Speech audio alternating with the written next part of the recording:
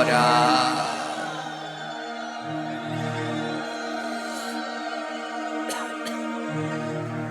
এ জগতে ভগবান শ্রীকৃষ্ণের সেবার থেকেও শ্রেষ্ঠ হলো তার ভক্তের যদি কেউ সেবা করতে পারে। তাই মহাপ্রভু ধর্ম শিখালেন। ধর্মকে জীবেরায়ণমের বৈষ্ণব সেবা ইহা বিনা ধর্ম নাই শুনাও সনাতন। ও সনাতন, ধর্ম কি জানো? জীবকে দয়া করো, অযথা কোনো জীবকে হত্যা করো না। জীবে দয়া। ধর্মের প্রথম ধাপটি হলো জীবকে দয়া করতে শেখো। কোনো জীবের প্রাণ নিয়ে কোনো দিন ধর্ম হয় না। আর যে যে জীবকে দয়া করতে পারবে সে ভগবানের প্রসাদীও হতে পারবে। তাই প্রথম ধাপ হলো জীবকে দয়া করো, জীবে দয়া। দ্বিতীয়টা কি? নামে রুচি। অনাবরত কৃষ্ণ নাম করো, জপ করো, যেন কোনো সময় রুচি না হারায়। গুনে গুনে নয়, আমার 4 মালা জপ করতে হবে, ওই 4 মালা করেই রেখে দিলাম, আর দিনের বেলায় সারাদিনে মালা স্পর্শও করব না, এ নামে কোনো দিন কাজ হবে না। নামে রুচি বাড়াও। রুচি বাড়াও। কি জপ করবে সবাই পায় ভয়। একদল লোক শিখায় যে 4 মালা জপ করলে ওর বেশি যদি জপ করো তাহলে প্রতিদিন আবার 6 মালাই করা লাগবে। আবার যদি কেউ 6 মালার বেশি জপ করো তাহলে আবার 8 মালা করলে পরের দিন থেকে আবার 8 মালাই করা লাগবে। এই ভয়ের ঠেলায় যজন একটু আগাবে আর সামনে আগাতে এমন নয়। মনে রাখবেন, নাম করলে পাপ যায়, নাম করলে কোনোদিন পাপ হয় না। তাই যত পারেন নাম করুন। গুরুর নির্দেশনা যা রয়েছে, গুরুদেব যাকে যেটা বলেছে এই কয়মালা জপ করতে হবে, ওই কয়মালা করার পরে যত পারেন তত করেন, কোনো অসুবিধা নেই। এটাকে বললে নামে রুচি। রুচি যেন না হারায়, অনাবরত যেন নাম চলতে থাকে, রুচি যেন না হারায়। আরেকটা কি? বৈষ্ণব সেবা। অনাবরত বৈষ্ণব সেবা করুন, ভক্ত সেবা করুন। ওই ভক্ত সেবা, বৈষ্ণব সেবা করতে করতে একদিন গোবিন্দকে লাভ করা যায়। এই ভক্ত সেবা, বৈষ্ণব সেবা অনাবরত চালিয়ে যান। এর মধ্যে দিয়ে একদিন ভগবান আসবেন। আমাকে কথা বলবেন না, ধ্যান দিয়ে শুনুন। এ ভাগবত পাঠ, কি ভাবছেন এ পাঠ শুনলে পরে পাপ থেকে মুক্তি পাবেন? তাই সবাই দলে দলে আসছি কেন? ভাগবত পাঠ শুনে পাপ থেকে মুক্তি পাবো তার জন্যে। সে আশায় ঘুরে বালি। ভাগবত পাঠ শুনলে কোনোদিন পাপের খণ্ডন হয় না, পাপ থেকে মুক্তিও হয় না। হয় যদি এই ভাগবত শুনে মানব জীবনে পালন করতে পারেন। এখান থেকে শুনে চলে গেলেন আর ভাবছেন যে রাশি রাশি বস্তা বস্তা পাপ করব, আর দুঃখ নাই। তাহলে সেগুড়ে বালি। এই ভাগবত শুনে যদি মানব জীবনে কাজে লাগাতে পারেন তাহলে পাপ থেকে মুক্তি। আর যদি কাজে না লাগাতে পারেন তাহলে কোনো পাপ থেকে মুক্তি নেই। ভাগবত শুনছেন, গলায় তুলসীর মালা নেই, যিনি পাঠ করছে বারবার বলছে তুলসীর মালা পরো, মালা পরো। যদি ওখান থেকে শিক্ষা নিয়ে মালা পড়তে পারেন তাহলে আপনার পাপ থেকে মুক্তি।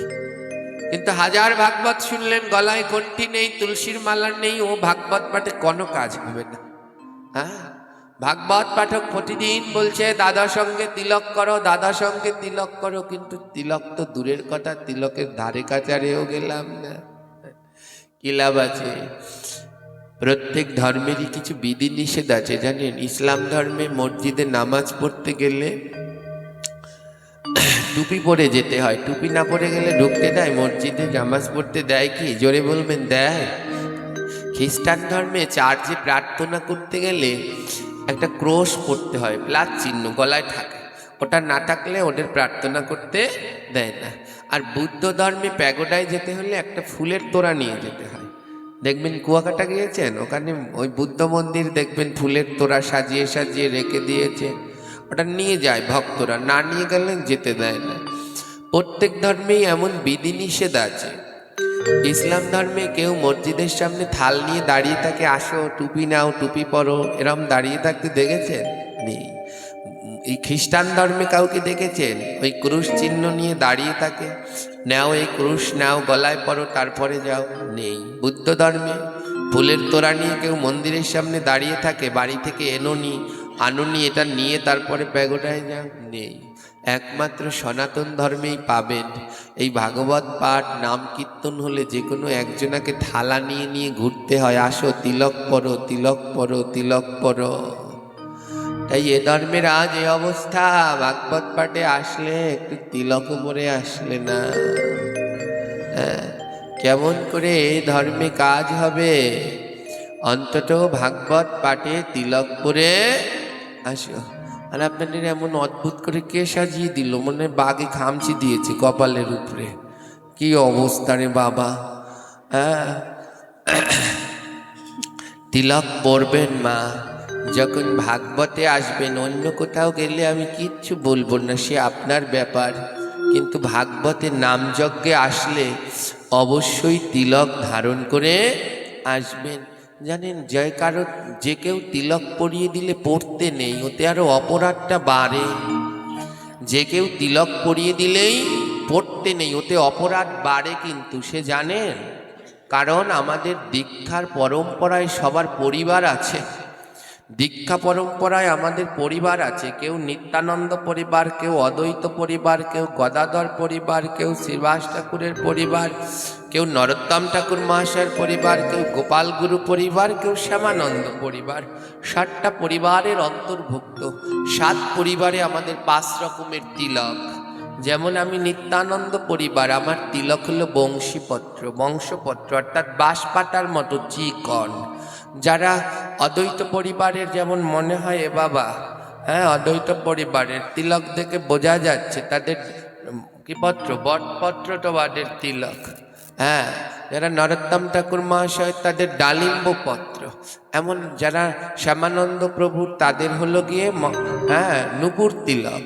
যেমন এরা গদাধর পরিবারের, এদের মহাপ্রভুর চরণাকৃতির তিলক।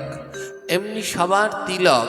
তো আমি যদি আপনার তিলক পরিয়ে দেই, আমি জানি আপনি কোন পরিবারে। ওই পরিবার ছাড়া তিলক পরলে পরে তাহলে অপরাধ হয়ে যায়। এনে ইস্কনের এই মাতাজিরা আছে, এদের তিলক হলো তুলসী পত্র, তাই তুলসী পাতার মতো করে এরা পড়েছে, তাতে অপরাধ হয়ে যায়। তাই তিলক, নিজের তিলক নিজেকে ধারণ করতে হয়, এবং গুরুদেব যে নির্দেশনা দিয়েছে, যেই পত্র বলেছে সেই পত্রই অঙ্কন করতে হয়। যার বংশীপত্রতে সে এমন নিত্যানন্দ পরিবারের বংশপত্র তিলক করবেন, যে অদ্বৈত পত্র সে বটপাতার তিলক করবেন, যে নরোত্তম ঠাকুরের সে ডালিম্ব পত্র। এই যে মায়েরা দেখেছেন এদের তিলকটা কেমন, মহাপ্রভুর চরণাকৃতি, গদাধর পরিবারের। এমনি করে যার যে পরিবার তার সেই তিলক। এমন করে বাঘের হাত পার মতো তিলক করে কোনো লাভ হবে না। তাই এই তিলকটা একটু পড়তে শিখবেন। ওই যে বললাম, ভাগবত পাঠ শুনলে কোনো দিন পাপের খণ্ডন হবে না। ভাগবত পাঠ শুনে যদি পালন করতে পারেন তাহলে তাতে পাপের খণ্ডন। নৌকাবিলাস কীর্তন শুনেছেন? নৌকাবিলাস, ওর ভিতরে দেখবেন এক জায়গায় ভগবান সখীদেরকে বলছে, সব সখীরে পার করিতে নেব আনা আনা, তোমার বেলা নেব সখী। জোরে বলো, কানের সোনা। সব সখীরে পার করিতে নেব আনা, আরে তোমার বেলা নেব সখী, তোমার কানের সোনা। গাওয়া যাবে না, গলায় ব্যথা। তো বললেন সব সখীরে পার করিতে নেব আনা আনা, আর তোমার বেলা নেব সখী তোমার কানের। একটা কথা বলুন তো, মানুষ সোনা পড়ে সব থেকে কম যে জায়গায় পড়ে সে হলো কানে, কারণ ওখানে বেশি সোনা পড়তে গেলে কান তো ছিঁড়ে যাবে, তাই না? ভগবানের যদি সোনা লাগতো তা কানেরটা নিয়ে কি করবে? হ্যাঁ, তাহলে হাতের বালা চাইতে পারতো, অথবা গলার হার চাইতে পারতো। গলায় কি কি হার পরে যেন, সীতাহার, কণ্ঠহার, ও ছাতা মনে থাকে না। আর এই যে এই এই হাতে বালা পরে, ও কি কি নাম আছে, কনক বালা না কি বালা কি জানে। তা সেই যদি সোনার ঠাকুরের লাগতো, ভগবানের যদি স্বর্ণের দরকার হতো, তাহলে গলারটা হাতেরটা চাইতে পারতো কিনা? জোরে বলুন, চাইতে পারতো তো। কিন্তু চাইলেন কোন জায়গার সোনা? কানের সোনা। বলি এই কম সোনা নিয়ে কি করবে? হ্যাঁ, এই যে আমাদের কানে এখন, এতদিন তো ছিল না, এখন একটা কানে যে কানেরটা সবাই দেখে কই সাধু ডিজিটাল হয়েছে, সোনা পড়ছে। হ্যাঁ, না গো, এটা হলো দশবিধ সংস্কারের একটি সংস্কার, যার নাম হলো কর্ণভেদ। হ্যাঁ, কর্ণভেদ, দশবিধ সংস্কারের একটি সংস্কার এই কর্ণভেদ। কানে ছিদ্র করতে হবে, হ্যাঁ, চূড়াকরণ, মাথায় চৈতন্য রাখতে হবে, এগুলো দশবিধ সংস্কারের একটি সংস্কার। এবার ভগবান সখীদের বললেন, সব সখীরে পার করিতে নেব আনা আনা, তোমার বেলা নেব সখী তোমার কানের সোনা। কানের সোনা মানে কানের দুল নয় মা, এই সোনা আর এই সোনার মধ্যে একটু পার্থক্য আছে। বলে ভগবান কোন সোনা চাইলেন? ভগবান কোন সোনা চাইলেন জানেন? নাম সোনা, ভাগবত সোনা, গীতা সোনা, হরি কথা সোনা, গুরু কথা সোনা, গোবিন্দের কথা সোনা।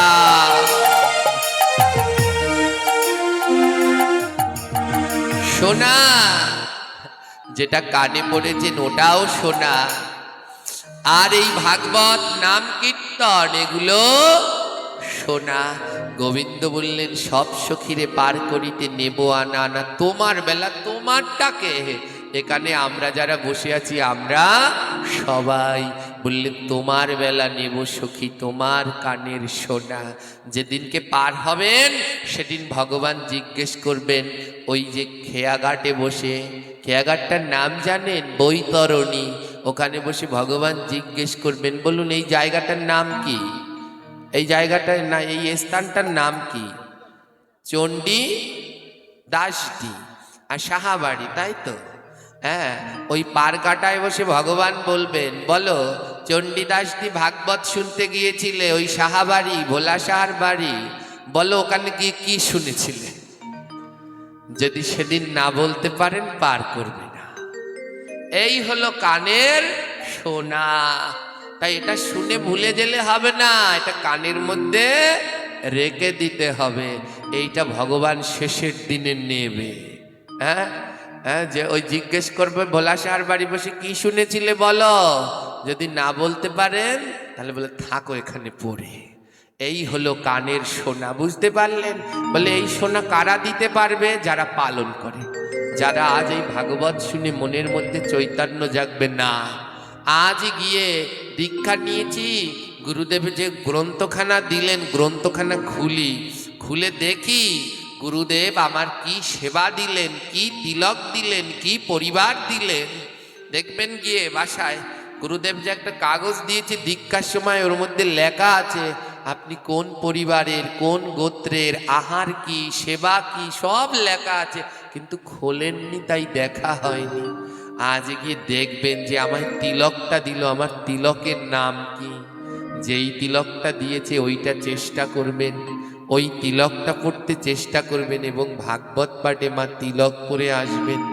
যদি আজ এই ভাগবত শুনে তিলক পড়তে শেখেন তাহলে এটা আর ভুলবেন না, এটা আর ভুলবেন না। আজ ভাগবত পাঠ থেকে যদি মনে সংকল্প নেন, না আজ থেকে আমার তিলক আমি করব, কেউ করিয়ে দিলে করব না, তাহলে না ওই ভগবানের কাছে গিয়ে বলতে পারবেন, প্রভু ওই ভোলা সাহার বাড়িতে গিয়ে তিলক পড়াটা শিখেছি। তাহলে আর ভুলবেন না, সোনা জমা দিতে পারবেন। আর যদি এই ডান কান দিয়ে শোনেন আর বা কান দিয়ে বের করে দেন, এ ভাগবত শুনে উদ্ধার হতে পারবেন না। তাই এটা শুনে মানব জীবনে কাজে লাগান মা। কতজন পরিবর্তন হয়ে গেল এই ভগবানের অমৃতময় কথায়, কতজন পরিবর্তন হয়ে গেল, কিন্তু আমার আর সদ্গতি হলো না রে। এমন দুর্লভ মানব জনম হেলায় হেলায় কাটিয়ে যাচ্ছে। তাই এ জীবনকে ধন্য করুন, পুণ্য করুন, জীব হত্যা বন্ধ করুন, জীবে দয়া করুন, অনাবরত নাম করুন, নামে রুচি। আর বৈষ্ণব পেলে পরেই বৈষ্ণবের সেবা দেওয়ার চেষ্টা করুন। এই 3 কার্য যিনি করতে পারেন তিনি গোবিন্দ পাবেন, এতে কোনো সন্দেহ নেই। আর কিছু লাগবে না, এই 3টি কার্য যিনি করতে পারেন তিনি অনায়াসে গিরিধারী পাবে।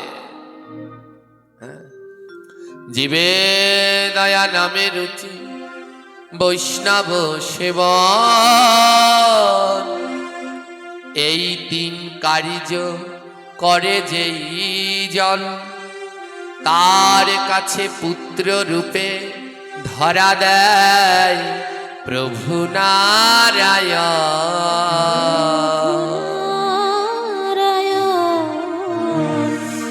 এই 3 কার্য যিনি করতে পারেন তার কাছে ভগবান পুত্র রূপেও ধরা দিয়ে দেয় গো, পুত্র রূপেও ধরা দিয়ে দেয়। ধ্যান দিন মা, আজ অযোধ্যায় শ্রীরামচন্দ্র প্রভু শ্রীরাম আবির্ভূত হলেন। প্রভু শ্রীরাম অযোধ্যায় আবির্ভূত হলেন। রাম হলো অপূর্ব, কৃষ্ণ এবং রাম দুজন কি আলাদা? জোরে বলবেন, আলাদা কি? একই, কিন্তু দুজনার মধ্যে পার্থক্য আছে। একজন হলো অনুকরণীয়, আরেকজন হলো অনুসরণীয়। একজন হলো অনুকরণীয়, আরেকজন অনুসরণীয়। রামচন্দ্র যেটা করেছেন ওটা দেখে দেখে মানব জীবনে করো, ওটা করণীয়। কিন্তু কৃষ্ণ যেটা করেছে ওটা যেন মানব জীবনে করতে যেও না, তাহলে সব যাবে। তাই একজন অনুকরণীয়, একজন অনুসরণীয়, দুজনার মধ্যে পার্থক্য আছে জানেন।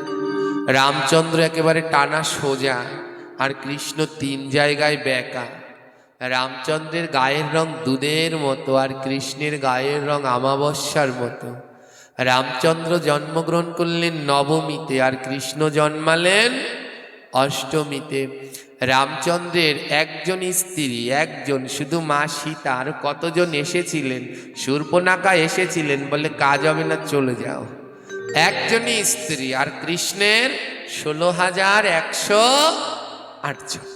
তাই কোনো সময় কৃষ্ণ যেটা করতে গিয়েছে ওটা করো না, রামচন্দ্র যেটা করেছেন সেটা মানব জীবনে পালন করার চেষ্টা করো। এই রামচন্দ্র যখন ধরণীতে অবতীর্ণ হলেন, সকলে দলে দলে দেখতে এসেছে। রামচন্দ্র যখন অবতীর্ণ হলেন সকলে দলে দলে দেখতে এসেছে। এবার প্রভুর এত দিব্য রূপ, তো রামরূপ হলো অমৃতময়, মধুময়। এবার কে কতটা বেশি দেখবে, সব থেকে কে কতটা বেশি দেখবে, এই নিয়ে যুদ্ধ লেগে গেছে। সব থেকে কে বেশি দেখবে, সব থেকে কে বেশি দেখবে। তো সমস্ত দেবতাদের মধ্যে যুদ্ধ লেগে গেছে, সব থেকে বেশি দেখবে কে, বেশি দেখবে কে। হ্যাঁ, একজন বলে উঠলো এ জগতে ভগবানকে সব থেকে বেশি করে দেখতে পারবে মা দুর্গা। সব থেকে বেশি করে দেখতে পারবে কে? বলে আমাদের তো 2টো চোখ, আর মা দুর্গার কয়টা চোখ?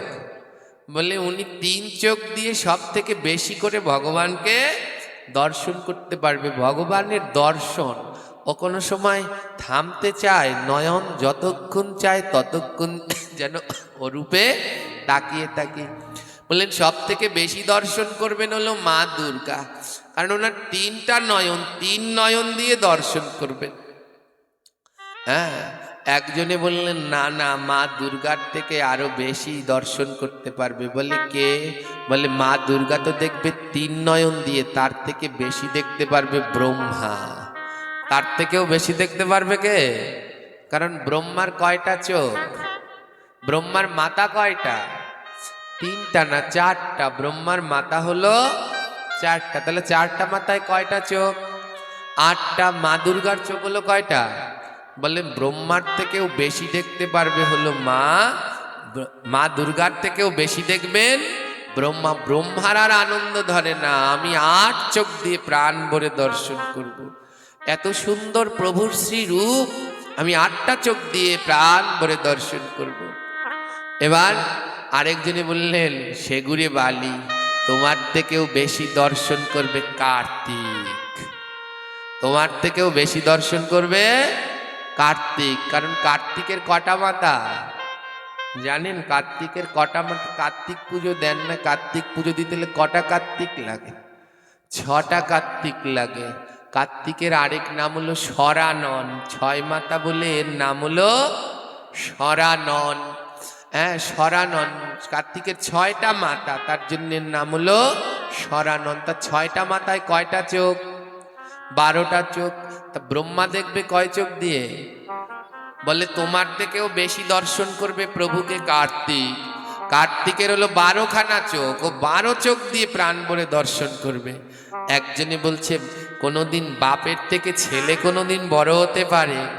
হ্যাঁ, কার্তিক তুমি তো দেখবে 12 চোখ দিয়ে, কিন্তু আরেকজন আছে যে আরো বেশি দেখতে পারবে, সে হলো তোমার বাবা ভোলানাথ। ভোলানাথের কয়টা মাথা?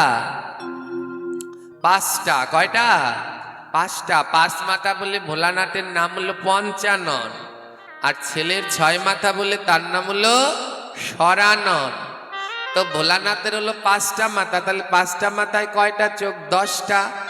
এবার একজনে বলে হিসাবে ভুল, কার্তিক দেখবে 12 চোখ দিয়ে আর ভোলানাথ দেখবে 10 চোখ দিয়ে। আরেকজন বলছে আরে না, ভোলানাথের তো 2টো চোখ না, তার তো 3টা চোখ। তাহলে 3 পাঁচা 15। বলে কার্তিক দেখবে 12 চোখ দিয়ে আর ভোলানাথ দেখবে 15 চোখ দিয়ে।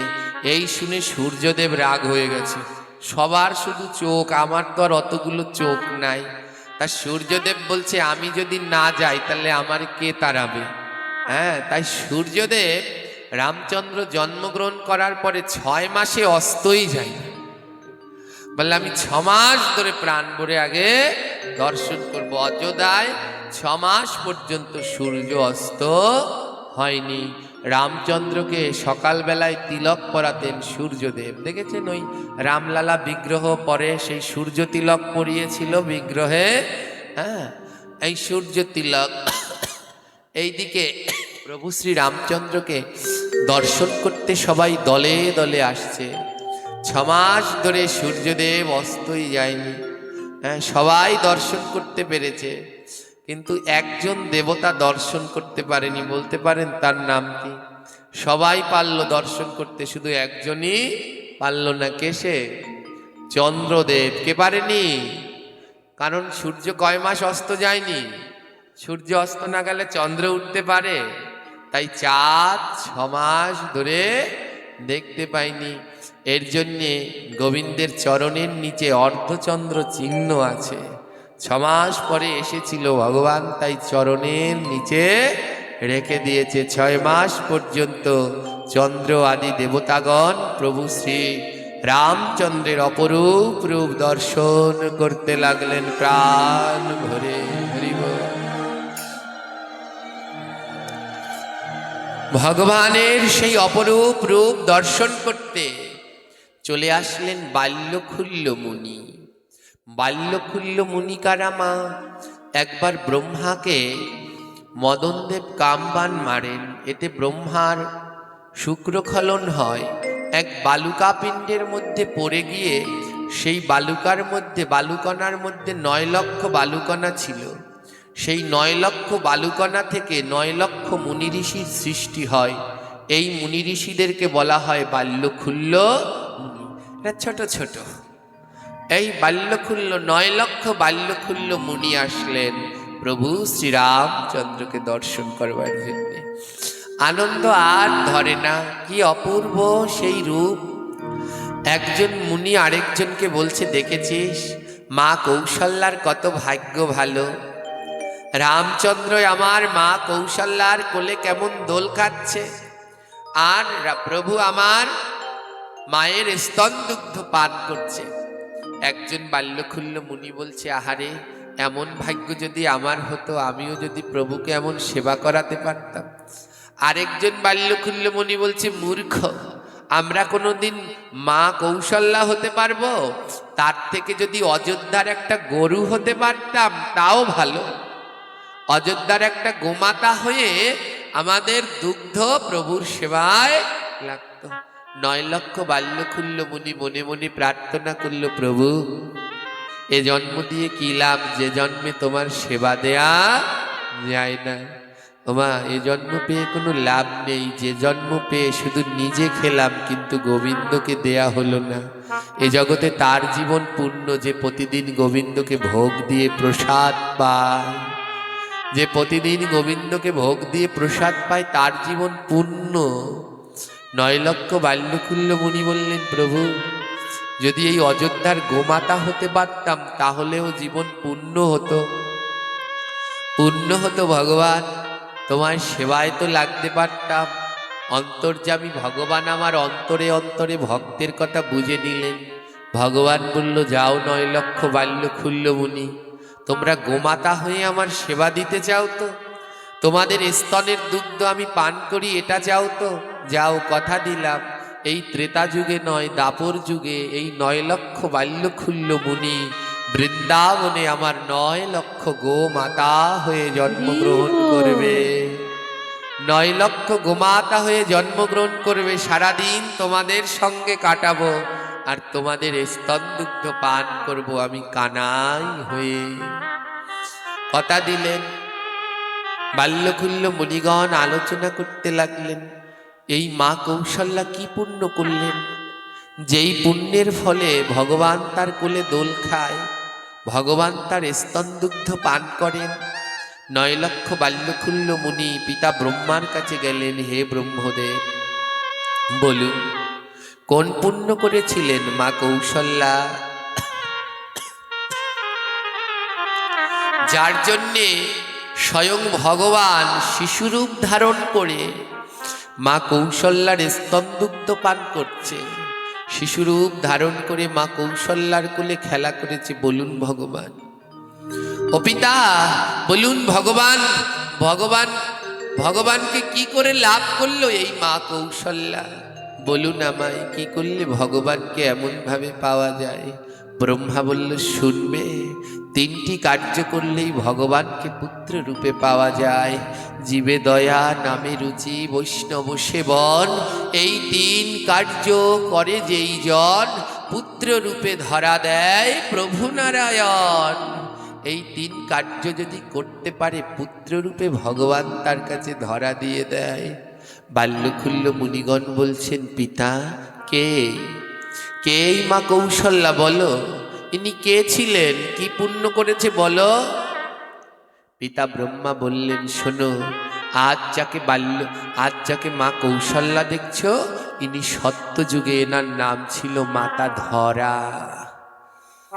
এনার সত্যযুগে এনার নাম ছিল মাতা ধরা। আর আজ যাকে দশরথ দেখছো, সত্যযুগে এনার নাম ছিল দ্রোণ ঠাকুর।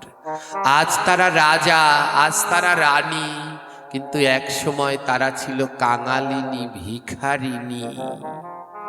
আজ তারা রাজা রানী, কিন্তু এক সময় ছিল তারা কাঙালিনী, ভিখারিনী। এ জগতে কাঙালিনী ভিখারিনী না হলে গোবিন্দ পাওয়া যায় না মা। গোবিন্দকে পেতে হতে প্রথমে কাঙালিনী ভিখারিনী হতে হয়, ভিখারিনী হতে হয়, নইলে গোবিন্দকে পাওয়া যায় না। ব্রহ্মা বলছেন, শোনো তবে, আজ এই দশরথ, রানী কৌশল্যা, এনারা পূর্বজন্মে ছিলেন দ্রোণ ঠাকুর আর মা ধরা। এনারা কাঙালিনী ভিখারিনী ছিলেন। বাল্যকুল্য মুনিগণ বললেন, কাঙালিনী ভিখারিনী থেকে রাজরানী হলেন, রাজা হলেন, কি পুণ্য করেছিলেন? বলে, শুনবে সেই পুণ্যের কথা। মা ধরা আর দ্রোণ ঠাকুর প্রতিদিন সকালবেলায়, যখনই সকালের সূর্য উঠত, খাবার নিয়ে যেত জীব সেবা করতে। যেখানে যত পশু পাখি আছে ওদের খাবার দিত, জীব সেবা করত, কোনো জীবকে হত্যা করত না। ওমা, আমরা সকালবেলা ভক্তদের মধ্যে, আমাদের মধ্যে পার্থক্য কি? ভক্তরা সকালবেলা ঘুম থেকে উঠে জীব সেবা করবে বলে, আর আমরা ঘুম থেকে উঠি কোন মাছটা খাবো, শিং মাছ না কাতল মাছ। জীবকে কি করে হত্যা করব তার প্ল্যান করি সকালবেলা ঘুম থেকে উঠে। আর ভক্তরা সকালবেলা ঘুম থেকে উঠে জীবকে সেবা দেয়, জীবকে সেবা দেয়। কি বলবো, এ ধর্মের দুঃখের কথা। হ্যাঁ, ওই পরশুদিন না কবে একটা পাঠ গেল, শ্রাদ্ধ অনুষ্ঠানে পাঠ গেল। এবার শ্রাদ্ধের পরের দিনকে করেছে প্রসাদ দিয়ে। এবার জ্ঞাতিরা বলছে, ওই যারা জ্ঞাতিরা আছে আমার কাছে এসেছে, প্রভু এরা এরা তো আপনার মতে চলে গেছে। হ্যাঁ, যেখানেই প্রসাদ বুঝি ভক্ত তৈরি হয়, এখন আবার নতুন সুর আমার মতে চলে গেছে। হ্যাঁ, তো এসে জ্ঞাতিরা বলছে এরা তো আপনার মতে চলে গেছে, এত সব এসকন হয়ে গেছে। হ্যাঁ, এমন বলে। তো বলছি এখন কি হয়েছে? জ্ঞাতিরা বলছে এবার তো মৎস্যমুখী করা লাগে। আমরা জ্ঞাতিরা এতদিন নিরামিষ খেলাম, এখন যদি মৎস্যমুখী না করি তাহলে তো আমরা আর মাছ খেতে পারবো না। আপনারে ভক্তরা তো আর জীবনে মাছ খাবে না, তা ওদের তো আর চিন্তা নাই, কিন্তু আমাদের তো মাছ খাওয়া লাগবে, আমাদের তো মৎস্যমুখী করা লাগবে। তো আমাদের তো মাছ খাওয়ার একটা দিন লাগবে, আপনি একটা দিন ঠিক করে দিন, আমরা একটু মৎস্যমুখী করি। ধ্যান দিন, কেমন অজ্ঞান আমরা, কেমন অজ্ঞান। কেউ মারা গেলে পরে গ্রন্থের মধ্যে তিনমুখী করতে বললেন। তিনমুখী, কক্রমুখী, গোমুখী, মৎস্যমুখী। কক্রমুখী কি? কেউ মারা গেলে শ্রাদ্ধের সময়ে কাককে খাবার দিতে হয়, দেয় না কাককে খাবার, কাকের মুখে দিচ্ছে, এর জন্য কক্রমুখী। দ্বিতীয়ত হলো গোমুখী, গোমাতাকে খাবার দিতে হয়, শ্রাদ্ধের পরে গোমাতার জন্য খাবার নিয়ে যায়, এটাকে বলা হয় গোমুখী। আর তৃতীয়তে আরেকজনার মুখে খাবার দিতে হয়, এর নাম মৎস্য। তিনজনাকে শ্রাদ্ধের পরে খাবার দিতে হয়, কারো বাবা মা মারা গেলে তিনটি প্রাণীকে খাবার দিতে হয়। গোমাতাকে খাবার দিতে হয়, কাককে খাবার দিতে হয়, মাছকে খাবার দিতে হয়। কাকের মুখে খাবার দেয় বলে কক্রমুখী, গোমাতার মুখে খাবার দেয় বলে গোমুখী, মাছের মুখে খাবার দিতে হয়, তাই এর নাম মৎস্যমুখী।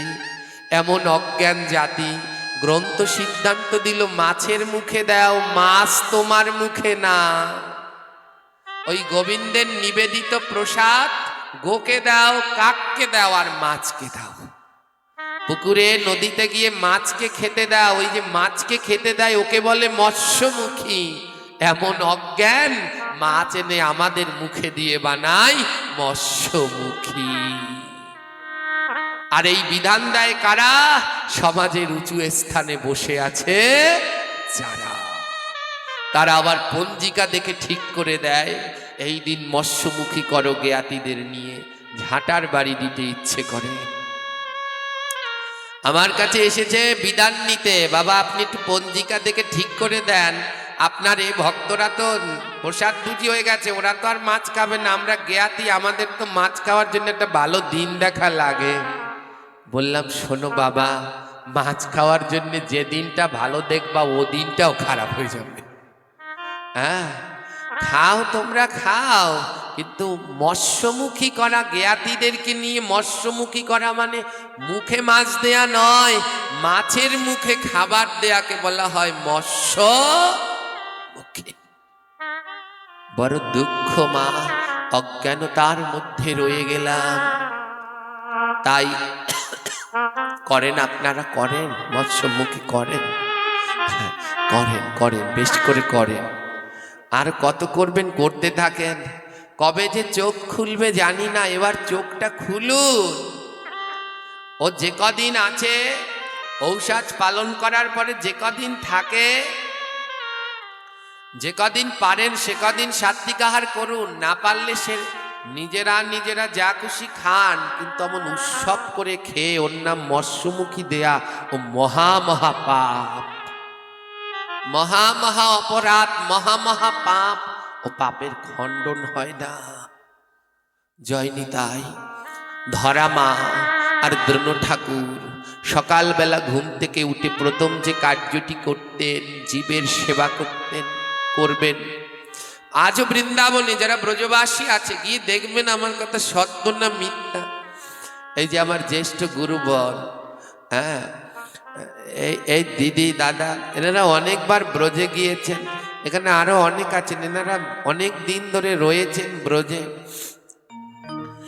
জিজ্ঞেস করবেন, ব্রজবাসীরা সকালবেলা ঘুম থেকে উঠে জানেন রুটি নিয়ে বেরিয়ে পড়ে, বানরকে খেতে দিচ্ছে, কুকুরকে খেতে দিচ্ছে, গোমাতাকে খেতে দিচ্ছে, ওই কুণ্ডে কুণ্ডে গিয়ে ছিঁড়ে দিচ্ছে, মাছদের খেতে দিচ্ছে।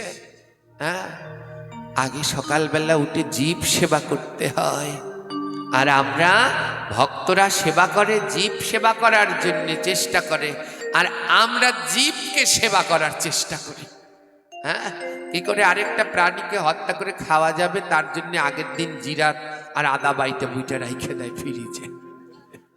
হ্যাঁ, কি বলবো, দুঃখের কথা।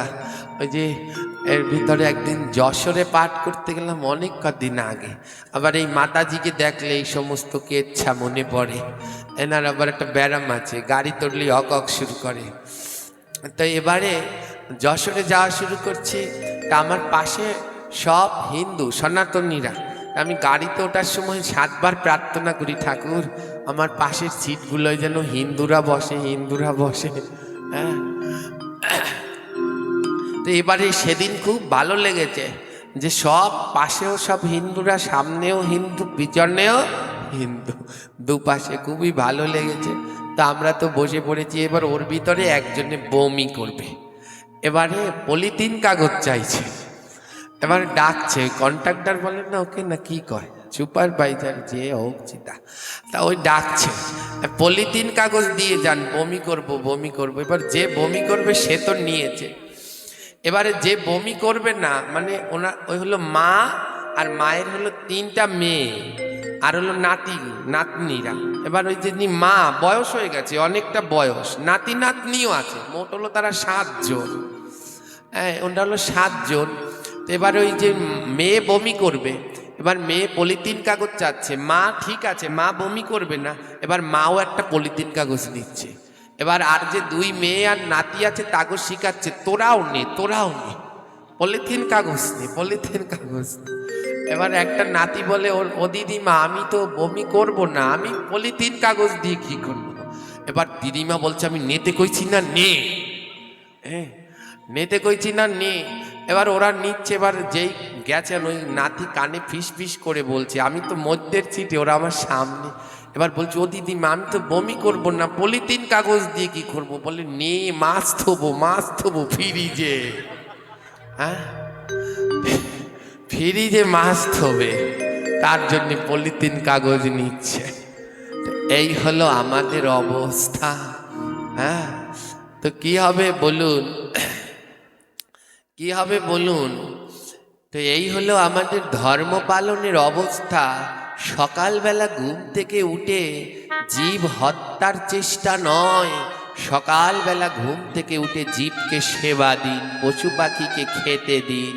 হ্যাঁ, পশু পাখিদের খাবার দিন, এই জীব সেবা করুন, জীবে দয়া, তারপরে নামে রুচি, নাম করুন, আর ভগবানের কাছে প্রার্থনা করুন, প্রভু আমি তো কাঙাল, তোমার সেবা দেওয়ার মতো ক্ষমতা নেই, কিন্তু আজ যেন তোমার এই কাঙালের ঘরে একজন বৈষ্ণব আসে, যেন বৈষ্ণবকে 2টো সেবা দিতে পারি। এই 3 জিনিস যদি করতে পারেন, গিরিধারী পাবেন মা। ধরা মা আর দ্রোণ ঠাকুর তাই করতেন, সকালবেলা ঘুম থেকে উঠে জীবের সেবা করতেন, তারপরে রান্না করে বৈষ্ণব সেবা দিতেন। দুপুর বেলায় বৈষ্ণব সেবার পরে যে বাকি উচ্ছিষ্ট থাকত, সেই উচ্ছিষ্ট ধরামা আর দ্রোণ ঠাকুর সেবা করতেন। সেবা করার পরে দ্রোণ ঠাকুর আমায় ভিক্ষায় বেরোতেন। ধরামা কোনোদিন ঘর থেকে বাইরে বেরোতেন না, কারণ ধরামার একটা দুঃখ ছিল, একটা বেদনা ছিল। কি বেদনা? ধরামার কোনো সন্তান ছিল না, কোনো বাচ্চা কাচ্চা ছিল না। তাই বিভিন্ন জন তাকে দেখে বিভিন্ন কটূক্তি করত, বিভিন্ন অপবাদ দিত, তোর মুখ দেখলে দিন খারাপ যাবে। তাই ঘর থেকে বেরোতেন না, ওই ঘরের মধ্যে ধরামা থাকতেন। দ্রোণ ঠাকুর দুপুর বেলায় প্রসাদ পেয়ে তারপরে ভিক্ষায় বেরোতেন, 5 বাড়ি ভিক্ষা করতেন। সন্ধ্যা পর্যন্ত দ্রোণ ঠাকুর ভিক্ষা করতেন। সন্ধ্যার সময় ওই ভিক্ষার চাল নিয়ে দ্রোণ ঠাকুর ঘরে ফিরতেন। ওমা, 5 বাড়িতে ভিক্ষা করলে এক রকমের চাল পাওয়া যায়? জোরে বলবেন, পাওয়া যায়? এক রকমের চাল পাওয়া যায় না। দ্রোণ ঠাকুর ভিক্ষা করে যখন সন্ধ্যার সময় আসতেন, আর মা ধরা কি করতেন জানেন? ওই চালগুলো একটা কুলোর মধ্যে নিয়ে বসতেন। চালগুলো নিয়ে বসে একটা একটা করে চাল বাছতেন, একসাথে 2-3টে নয়, একটা একটা করে। ওই চিকন চালটা উঠিয়ে ডান পাশে রাখতেন, মোটা চালটা উঠিয়ে বাঁ পাশে রাখতেন। চাল বাছতে বাছতে সকাল হয়ে যেত। ভক্ত চরিত্রদের মধ্যে অপরূপ এই চরিত্র মা ধরার, যিনি কোনো দিন ঘুমাতেন না। মা ধরা কোনো দিন ঘুমাতেন না, সারা রাত জেগে থাকতেন। 2 চোখের পাতা কোনোদিন বন্ধ করতেন না। দিনে জীব সেবা বৈষ্ণব সেবা দিয়ে কাটাতেন, আর সারা রাত ধরে ওই চাল বাছতেন। বলে সারা রাত ধরে চাল বাছতেন কেন? ওই চাল বাছা ছিল একটা অজুহাত। ওই চাল বাছা ছিল একটা অজুহাত। বলে 1 কিলো চাল দিলে 2 ঘন্টায় বাছা যায়, কিন্তু মা ধরা সারা রাত ধরে বাঁচত। বলে 2 ঘন্টার মধ্যে যদি চাল বাছা শেষ করি, 2 ঘন্টা পরই আমার চোখে ঘুম এসে পড়বে, আর ঘুম আসলে আমি আর এ জগতের কিছুই জানতে পারবো না। আজ যদি ঘুমান, আজ যদি রাত্রবেলায় গিয়ে ঘুমান, যদি ঘুম ভাঙে তাহলে সকাল, আর যদি ঘুম না ভাঙে তাহলে কালকে থেকে আপনার পরকাল। আজ রাত্রে ঘুমানোর পরে যদি ঘুমটা ভাঙে, কালকে দেখবেন সকাল, আর যদি ঘুমটা না ভাঙে আপনার জীবনে চলে আসলো পরকাল। তাই মা ধরা ঘুমাতেন না, সারা রাত জেগে জেগে চাল বাছতেন। কিন্তু ওই চাল বাছার নিয়মটা বড় আলাদা। একটা চাল হাতে নিতেন আর একবার করে নাম করতেন, একবার করে নাম করে চালটা আলাদা করতেন, আবার চাল নিতেন, আবার নাম করে আলাদা করতেন। এমনি করে নাম করে করে চাল বাছতেন মা ধরা।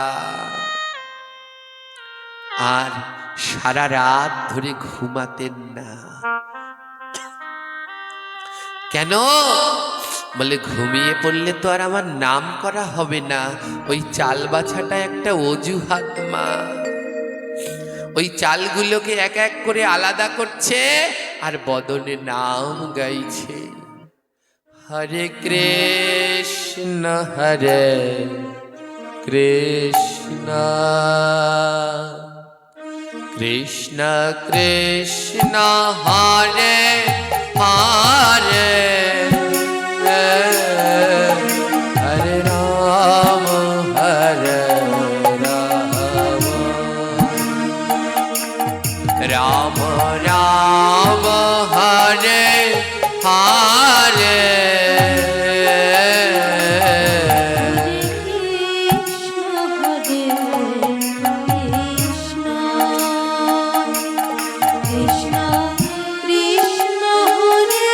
সবাই গাইবেন উচ্চ স্বরে ভগবানের এই দিব্য নাম।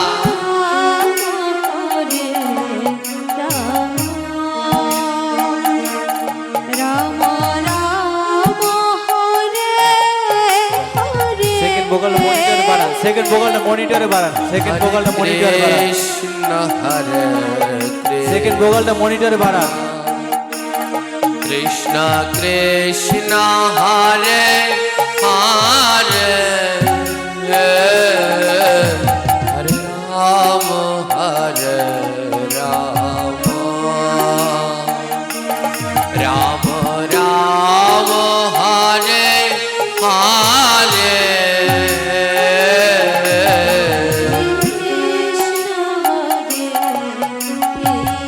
গৌর হরি গৌর হরি। কারো বদন বন্ধ নয়া, সবাই বদল খুলে উচ্চ স্বরে নাম করুন। নামে রুচি না থাকলে গোবিন্দ আসে না।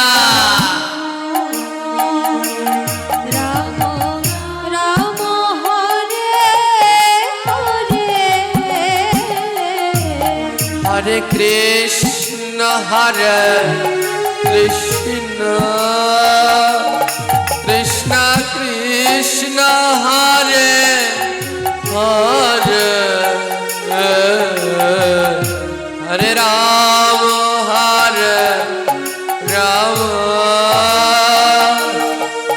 রাম রাম হরে হরে হরে কৃষ্ণ হরে কৃষ্ণ রাধে কৃষ্ণ হরে হরে আরো উচ্চ স্বরে বাবারা আরো উচ্চ স্বরে কীর্তন করো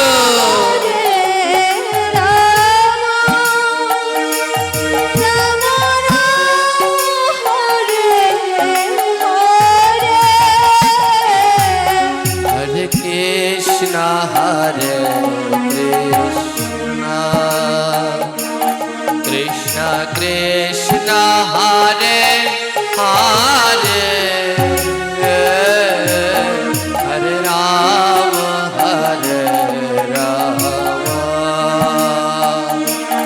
রাম রাম হরে হরে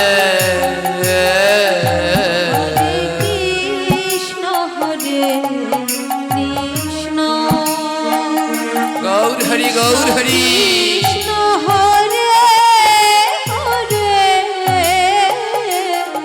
হরে রাম রাম রাম হরে হরে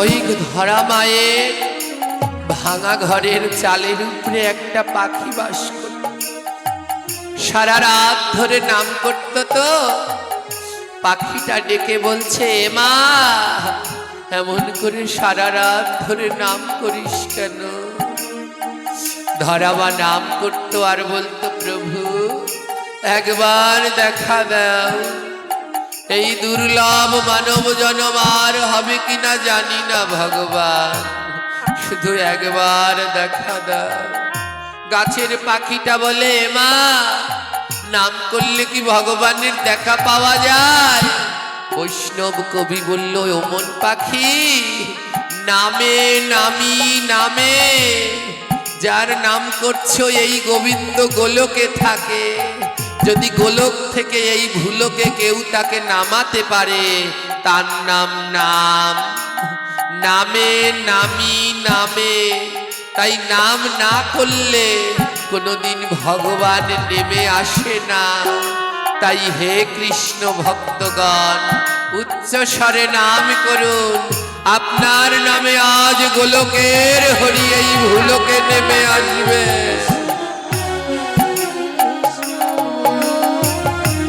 কৃষ্ণ কৃষ্ণ হরে হরে রাম হরে রাম রাম রাম হরে হরে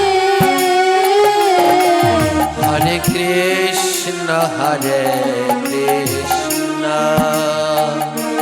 কৃষ্ণ কৃষ্ণ হরে হরে রাম হরে রাম রাম রাম হরে হরে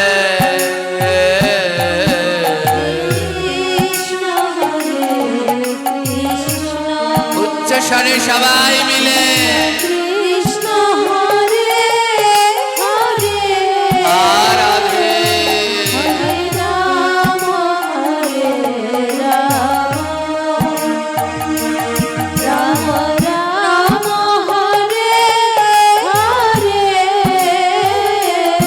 মন পাখিটা বলে রে হে বৈষ্ণব আমি কতবার নাম করলাম কই নাম করলে নাকি ভগবান নামে কই আমি এতবার নাম করলাম কই ভগবান তো নামলো না বৈষ্ণব কবি বলল মন পাখি নাম করলে ভগবান সব সময় নামে না নাম করলে ভগবান সবার কাছে ধরা দেয় না মন পাখি বলে নাম করলে ভগবান কার কাছে ধরা দেয় বৈষ্ণব কবি বললেন যে বদনে নাম করে আর দুই নয়নে অধর ধারায় জল ধরে আমার গোবিন্দ তার কাছেই ধরা পড়ে ও মন পাখি নাম করার সময় যেন দুই নয়নে অশ্রু বয়, তবে সেই নামেই জগতে কাজ হয়।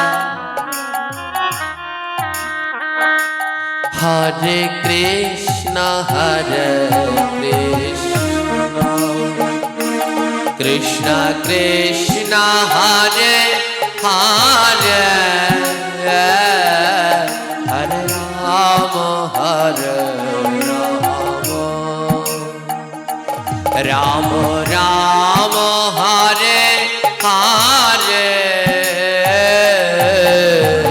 কৃষ্ণ হরে কৃষ্ণ, সবাই সবাই কৃষ্ণ দুই নয়নের জলে ভেসে ভেসে ডাকো। হরে রাম রাম রাম হরে হরে। মন পাখি বলে, ও বৈষ্ণব, আমি এত নাম করি কিন্তু তাও তো আমার নয়নে জল ঝরে না। নামে যদি নয়নে জল না ঝরে তো গোবিন্দ আসে না, তবে কি আমার কাছে ভগবান আসবে না? আমার নয়নে জল ঝরবে না? বলো না, কি করলে কৃষ্ণ নামে জল ঝরে? বৈষ্ণব কবি বলে, শোন মন পাখি, এ জগতে তখনই কৃষ্ণ নামে নয়নে জল ঝরবে যখনই বদনে নাম করবে আর দুই বাহু দিয়ে ভক্তকে জড়িয়ে ধরে পরশ করবে। ওই বাহু দিয়ে ভক্তকে পরশ করবে আর বদনে নাম করবে, তখন তোমার নয়নে জল ঝরবে। হরে কৃষ্ণ কৃষ্ণ কৃষ্ণ হরে হরে, হরে রাম রাম রাম হরে হরে। হরে কৃষ্ণ কৃষ্ণ কৃষ্ণ কৃষ্ণ হরে হরে, হরে রাম রাম রাম রাম হরে হরে। হরে কৃষ্ণ কৃষ্ণ দুই নয়নের জলে ভেসে ভেসে নাম করো, ভক্তের সঙ্গে প্রেমালিঙ্গন করো। তাকিয়ে দেখো, বেলা বেশি নাই।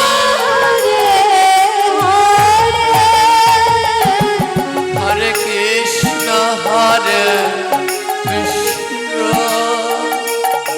কৃষ্ণ কৃষ্ণ হরে হরে, হরে রাম রাম রাম রাম হরে হরে। কৃষ্ণ কৃষ্ণ কৃষ্ণ কৃষ্ণ হরে হরে। রাধে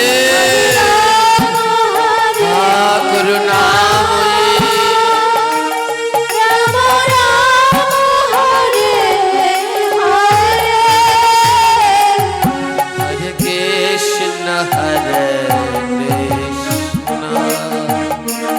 কৃষ্ণ কৃষ্ণ হরে হরে,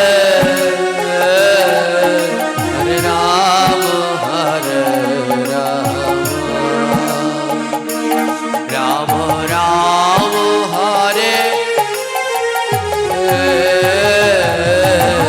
কৃষ্ণ কৃষ্ণ তাই গৌর হরি বল হরি বল। হরে হরে, হরে রাম রাম রাম হরে হরে। ঠাকুর মহাশয় বললেন, গাও গাও পুনো, গৌরাঙ্গের গুণ সরল করিয়া মন, সরল মনে আমার গৌরের গুণগান গাও, আমার রাধার গুণগান গাও, আমার মহাপ্রভু রানা 16 নাম 32 অক্ষর গাও। হরে কৃষ্ণ কৃষ্ণ কৃষ্ণ হরে হরে, হরে রাম রাম রাম হরে হরে। সারা রাত ধরে মা ধরা দুটি চোখের পাতায় এক করে না, বলে চাল বাছা হয়ে গেলেই তো ঘুমিয়ে পড়বো, তাই একসাথে চালগুলো বাছে না, একটা একটা করে আলাদা করে, যেন সারা রাত ধরে কৃষ্ণ নাম গাইতে পারি। এই হলো মা ভক্ত। আর আমরা ভগবানের নাম করতে গেলে তাড়াতাড়ি জপ করি, যেন তাড়াতাড়ি শেষ করে অন্য জায়গায় যেতে পারি।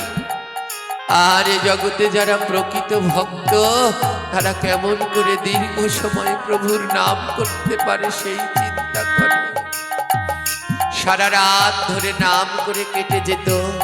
সকাল বেলায় ওই 2 প্রকারের চাল রান্না হতো, চিকন চাল আর মোটা চাল। চিকন চালটা রান্না করে, ওই মোটা চালটা রান্না করে আগে জীব সেবা করাতো, আর চিকন চালটা রান্না করে রেখে দিত। যখন রান্না হয়ে যেত, দ্রোণ ঠাকুর আমার গলায় একটা বস্ত্র দিয়ে ওই রাস্তার পাশে গিয়ে করজোড়ে দাঁড়াতো।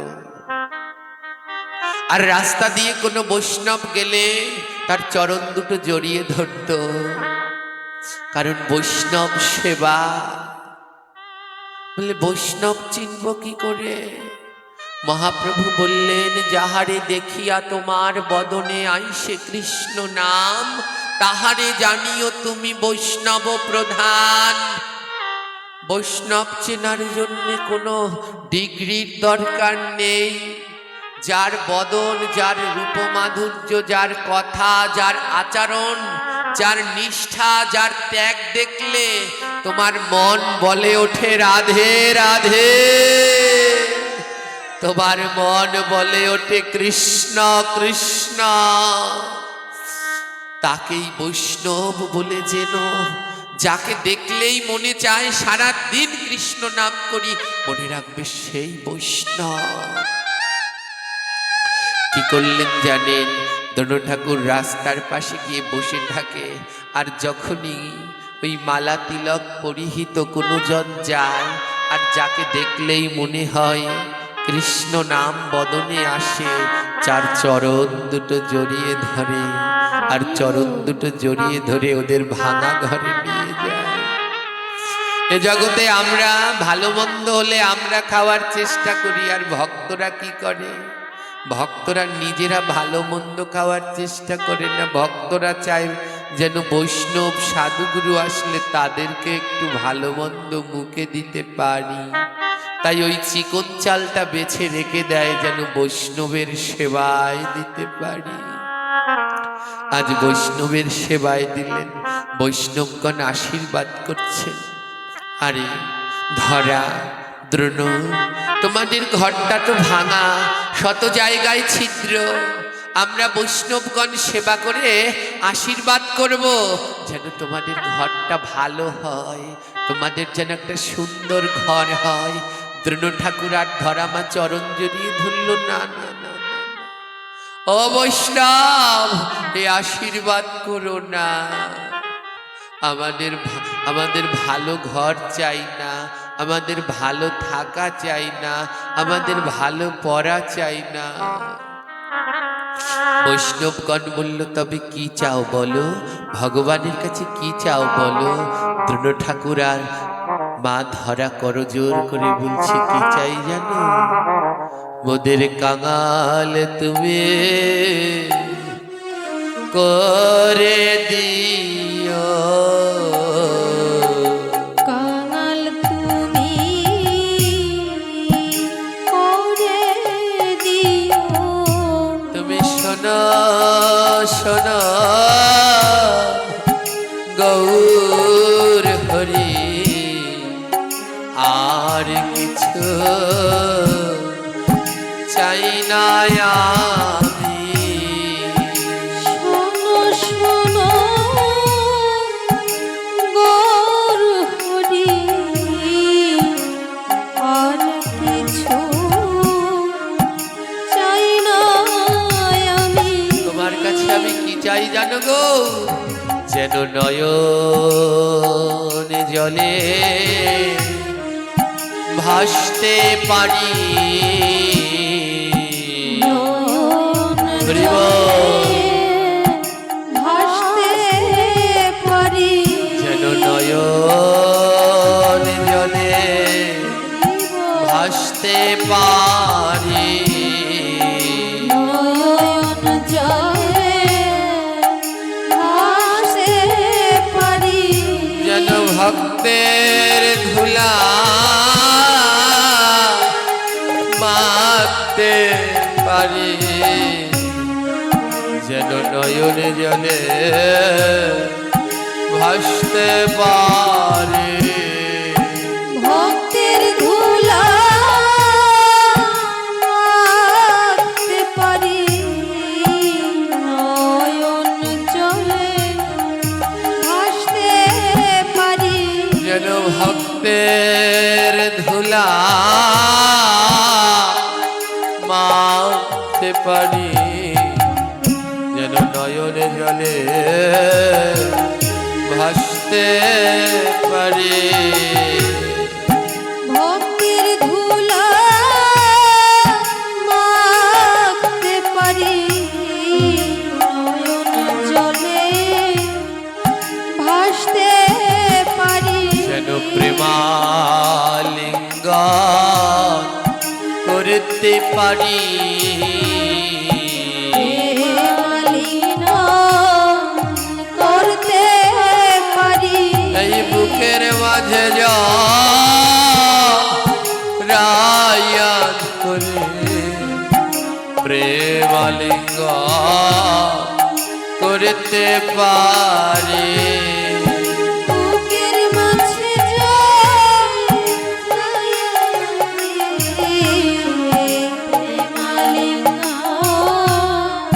করতে পারি, আমায় চির কাঙ্গাল করে দিও, চিরকাল করে দিও, ওই ভক্তের চরণে গৌর হে গৌর হে, ওই ভক্তের চরণে দেখে দিও চিরকাঙ্গা করে দিও। ভক্তের চরণে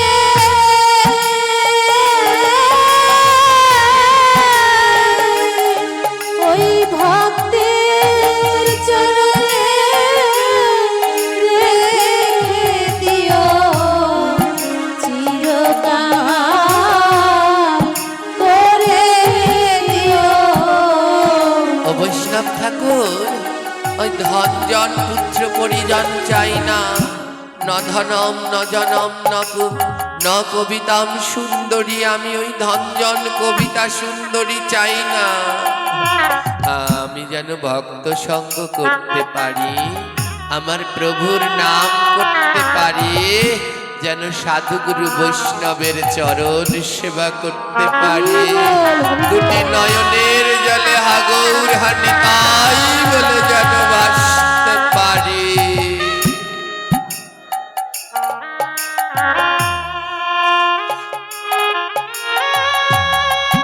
এমনি ভাবে দ্রোণ ঠাকুর আর মা ধরা বৈষ্ণবের সেবা দেয়, নাম করে আর জীবের প্রতি দয়া করে। তাদের এই নিষ্ঠা দেখে ব্রহ্মাণ্ডের সকল মুনি ঋষি সাধু গুরু দেবতা বৈষ্ণব অবাক হয়ে গেলেন। আহা, কত জীবে দয়া, কত নামে রুচি, কেমন বৈষ্ণব সেবা। তাই আজ নারদ ঋষি আমার গোবিন্দকে ডেকে বলছে, দেখো দেখো প্রভু, তোমার কত বড় ভক্ত, কত সুন্দর তার বৈষ্ণবের সেবা। সারা রাত্র না ঘুমিয়ে জেগে জেগে নাম করে।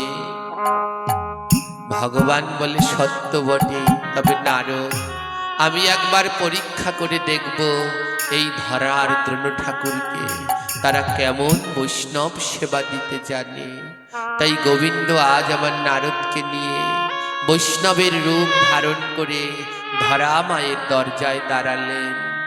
ধরা মা এবং দ্রোণ ঠাকুর সবেমাত্র দুপুরের প্রসাদ পেয়ে উঠেছেন। দুপুর বেলায় প্রতিদিন বৈষ্ণব সেবা হয়, বৈষ্ণবরা সেবা করে গেলেন। ধরামার দ্রোণ ঠাকুর সবেমাত্র উঠেছেন। এমনই অবস্থায় গোবিন্দ এসে দাঁড়িয়ে ডাকছেন, ও মা, মা। ধরামা লাফ দিয়ে উঠলেন, কে কে এমন মা বলে ডাকছে? আমার তো কোনো কেউ নেই, আমার মতো পোড়া কপালিকে কে মা বলে ডাকবে? কিছু সময় যেতে না যেতে ভগবান আবার ডাকছে, ও মা, মা, দরজা খোলো। যখন আবার ডাকলো, ধরামা লাফ দিয়ে উঠলেন, আমাকে? সবাই আমাকে বলে বন্ধা বাজা, আমায়ও কেউ মা বলে ডাকে? যেই না দরজা খুললেন, দরজা খুলে দেখে একজন নবীনা কিশোর বৈষ্ণব রূপে দাঁড়িয়ে আছে। চেনা চেনা লাগে বড়, তবু চিনি না। শত জন্মের চেনা, কেন বুঝি না। কে তুমি বাবা, আমায় মামা বলে ডাকছো এমন? মাকে মা বলবো না তো কি বলবো? তুমিই তো আমার মা। ধরামা বলছে, আরে আমার মতো অধমকে মা বলে ডাকছে? ধরামা বলছে, তোমার নাম কি?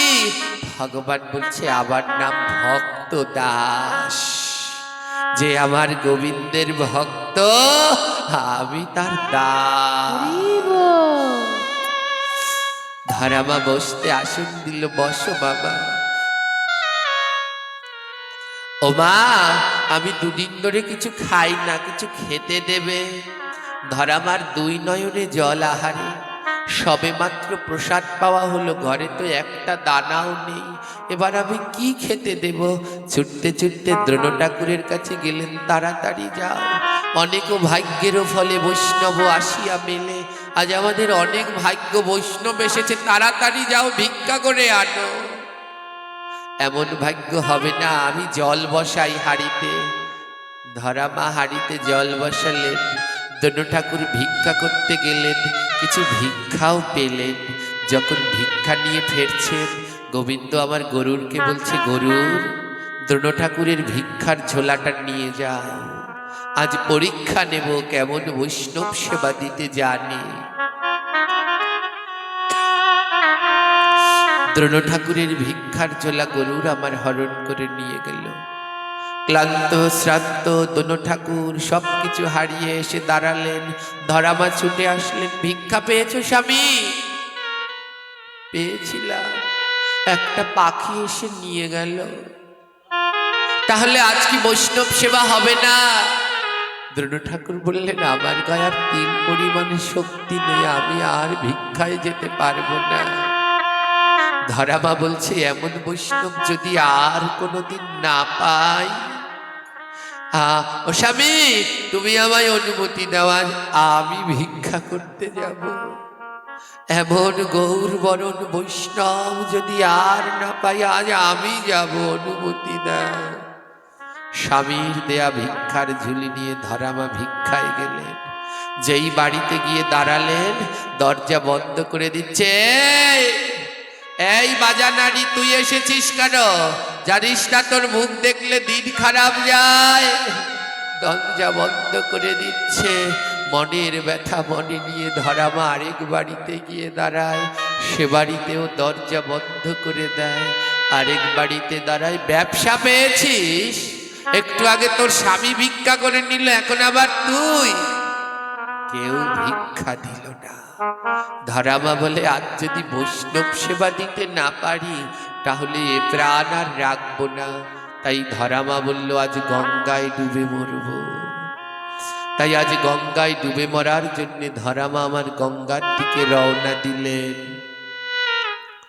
গোবিন্দ আমার ভোলানাথকে বললেন, ভোলানাথ গঙ্গার তীরে এক মায়া দোকান সাজাও, চাল ডাল পাশরা নিয়ে বসো। ওই গঙ্গার ঘাটে কিছুক্ষণ পরেই ধরামা আমার যাবে, আজ তার পরীক্ষা নিতে হবে। ধরামা যখন গঙ্গার ঘাটে গেল, গিয়ে দেখে ওই গঙ্গার তীরে একটা মুদির দোকান। ধরামা বলে এতদিন তো দোকানটি দেখিনি, যাই মুদির দোকানির কাছে কিছু ভিক্ষা চাই। দোকানির কাছে গিয়ে আঁচল পাতলো, দোকানি ঘরে আমার বৈষ্ণব বসা, শোনো রে দোকানি। ঘরে আমার বৈষ্ণব বসা, শোনো শোনো দোকানি। ওই চুলোর উপর ফুটিতেছে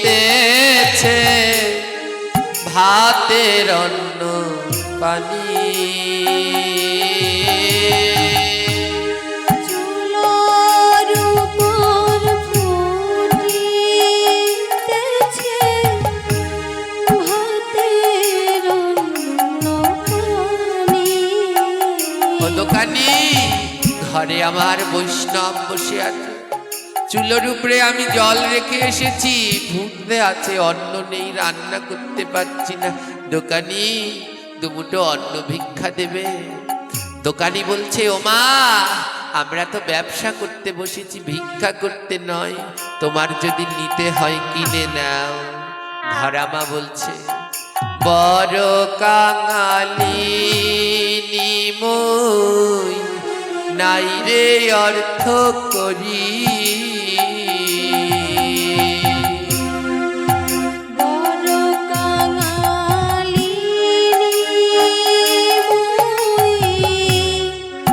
নাই রে অর্থ করি। আর কি দিয়া কিনিব আমি তন্ডুল খানি। কি দিয়া কিনিব আমি তন্ডুল খালি।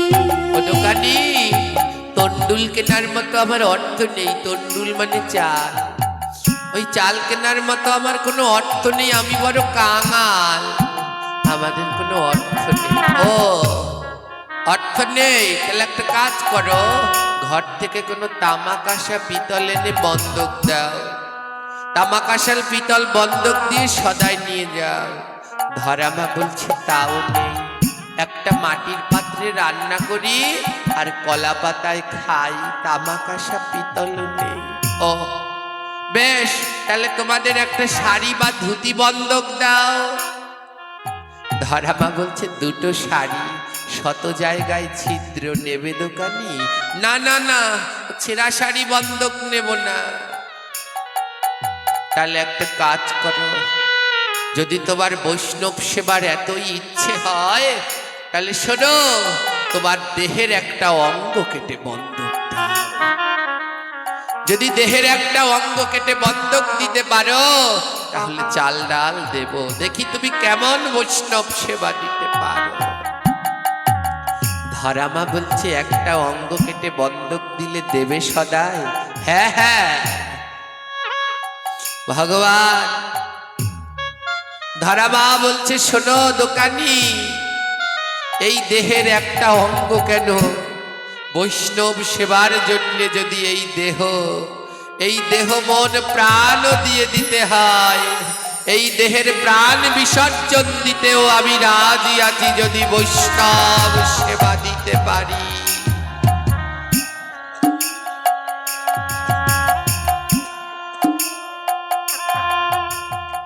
আমি প্রাণও দিতে পারি, একটা অঙ্গ কেন দোকানে, একটা দা দিল না, যে কোনো একটা অঙ্গ কেটে বন্ধক দাও। ধরা মা নিজের চরণটি কাটতে গেলেন বলে পাটা কেটে দিয়ে দেব। যেই চরণটা কাটতে গেলেন মনে মনে ভাবছেন না, যদি চরণটা কেটে দিয়ে দেই, যেইখানে ভাগবত পাঠ হয়, সাধু সঙ্গ হয়, যদি চরণ কেটে দিয়ে দেই আমি কেমন করে সাধু সঙ্গে যাব? না না, চরণ দিতে পারবো না। আবার একটু ভেবে বলে তার থেকে হাতটা কেটে দিয়ে দেই। যেই হাতটা কাটতে গেলেন আবার মনে মনে ভাবছে না না, যদি হাতটা কেটে দিয়ে দেই, ভক্ত পেলে আমি কেমন করে ভক্তের চরণ ধুলি দেব? আমি ভক্ত পেলে কেমন করে প্রেমালিঙ্গন করব? না না, হাত দিতে পারবো না। তার থেকে আমার কানটা কেটে দিয়ে দেয়। যখন কানটা কাটতে গেলেন মনে মনে ভাবে না, যদি কানটা কেটে ফেলি এমন অমৃতময় কথা কেমন করে শ্রবণ করবো? না না, কর্ণ দেব না। তার থেকে চক্ষু দুটো উঠিয়ে দেই। যেই চোখ দুটো উঠাতে গেলেন মনে মনে বলছে, যদি আমার গৌর আসে, আবার নিতাই আসে, আমি চোখ না থাকলে কেমন করে ওই রূপ দর্শন করব?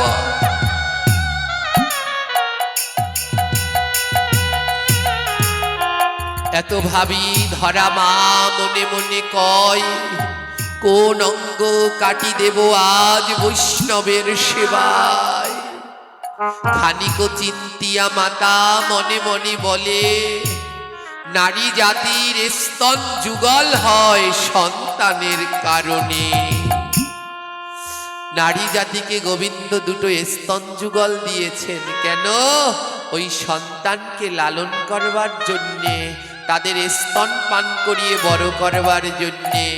ধরা মা মনে মনে বলছে, গোবিন্দ আমাকেও তো দুটো স্তন দিয়েছ, কিন্তু সন্তান তো দেওনি। তাই যখন আমার সন্তান নাই, এই স্তন দিয়ে আমার কি হবে? তাই স্তন কাটি বন্ধক দেব বৈষ্ণবের সেবায়। সন্তান নাই মোর, লাগুক আজ বৈষ্ণবের সেবায়। আরে এই স্তন তো আবার কাজে লাগবে না, কারণ আমার তো কোনো সন্তান নেই। তাই স্তন দুটো কেটে আজ বন্ধক দেব, তবুও বৈষ্ণব সেবা থেকে বঞ্চিত হব না। লোহার দাদিয়ে মা যখন স্তন কাটিবারে গেল, সেই লোহার দাস সেদিন কাঁদিতে কাঁদিতে জলে হয়ে গেল। জল হয়ে গেল। লোহার দাটা সেদিন কাঁদছিল, কাঁদতে কাঁদতে লোহার দা জল হয়ে গেল।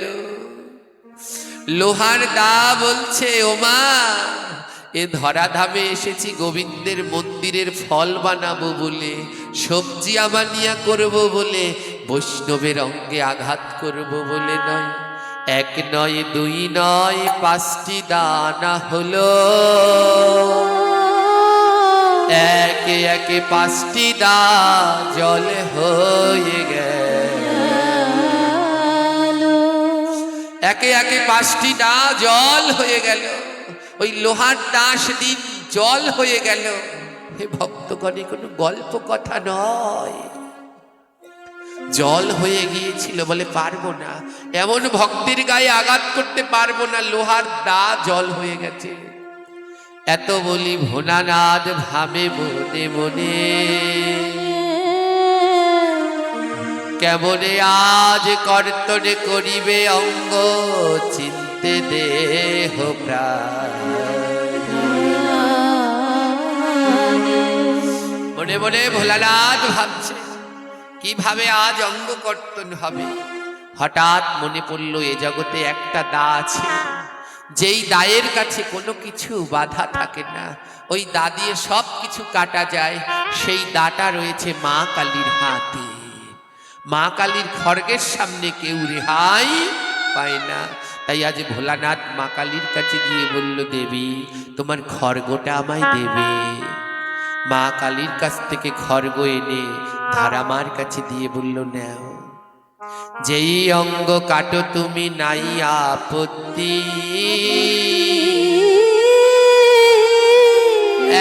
এক ফোঁটা রক্ত যেন নাহি পরে ভূমি।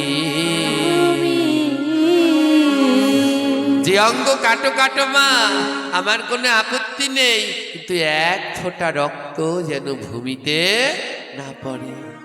শতবসন চাপি মায়ে বাকি বান্ধিল বুকেতে, এবারে ধীরে ধীরে কর্তন করে দুই স্তনে রে। ধরা মা ওই খড়গ দিয়ে দুটি স্তন কর্তন করলেন, আর সেই স্তন বন্ধক রাখে বৈষ্ণবের ইহা দেখে দেব সমাজ করে গো হায় হায়। এবার সদাই লইয়া দেখো ধরা গৃহ মাঝে যায়, এই লীলা দেখি কাঁদে প্রভু শ্যামরায়।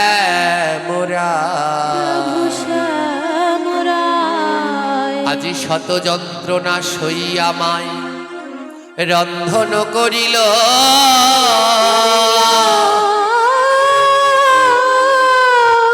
আর সেই রন্ধন কৃত অন্ন নিয়া বৈষ্ণবের নিকটে দিল। ভক্তেরও ভক্তি দেখি প্রভু থাকিতে না পাইল, ওই বৈষ্ণবের রূপ ত্যাগ করি আজ মুরলী ধরিল। আজ ভক্তি দেখে প্রভু আমার আর থাকতে পারলেন না, বৈষ্ণবের রূপ ত্যাগ করে গোবিন্দ আমার মুরলী ধারণ করেছে। ধরা মা বলছে আমি কাকে দেখছি, বৈষ্ণব কই?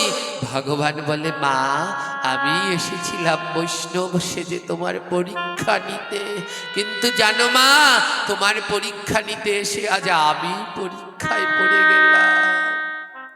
ধারামা বলে আজ আমার জীবন পূর্ণ, তবে গ্রহণ করো, আনিয়াছি তোমার জন্য তণ্ডুল ব্যঞ্জন, আর গ্রহণ করো গো আমার শ্রীমধুসূদন। ও প্রভু তোমার জন্য আমি তণ্ডুল ব্যঞ্জন এনেছি, গ্রহণ করো। এদিকে যন্ত্রণায় ধরা মা যন্ত্রণায় ফেটে যাচ্ছে, বক্ষ বিদীর্ণ হয়ে যাচ্ছে, কিন্তু একবারও বলে না। গোবিন্দ বলে জানো মা আমি আমার এই হাত দিয়ে বাঁশি বাজাতে পারি, এই হাত দিয়ে অর্জুনের জন্য রথ চালাতে পারি, এই হাত দিয়ে চক্র ঘোরাতে পারি, ধনুক মারতে পারি, যুদ্ধ করতে পারি, কিন্তু জানো মা এই হাত দিয়ে আমি শুধু খেতে পারি না। ও আমার ধরা মা আমায় যদি কেউ না খাইয়ে দেয় আমি যে খেতে পারি না। ও মা আমায় একটু খাইয়ে দেবে মা, আমি এই হাত দিয়ে সব পারি, খেতে পারি না। তাই আজ ধরাবা মনের আনন্দে আমার প্রভুর মুখে অন্ন তুলে দিল। বদল ভরিয়া একবার গৌর হরি বলো।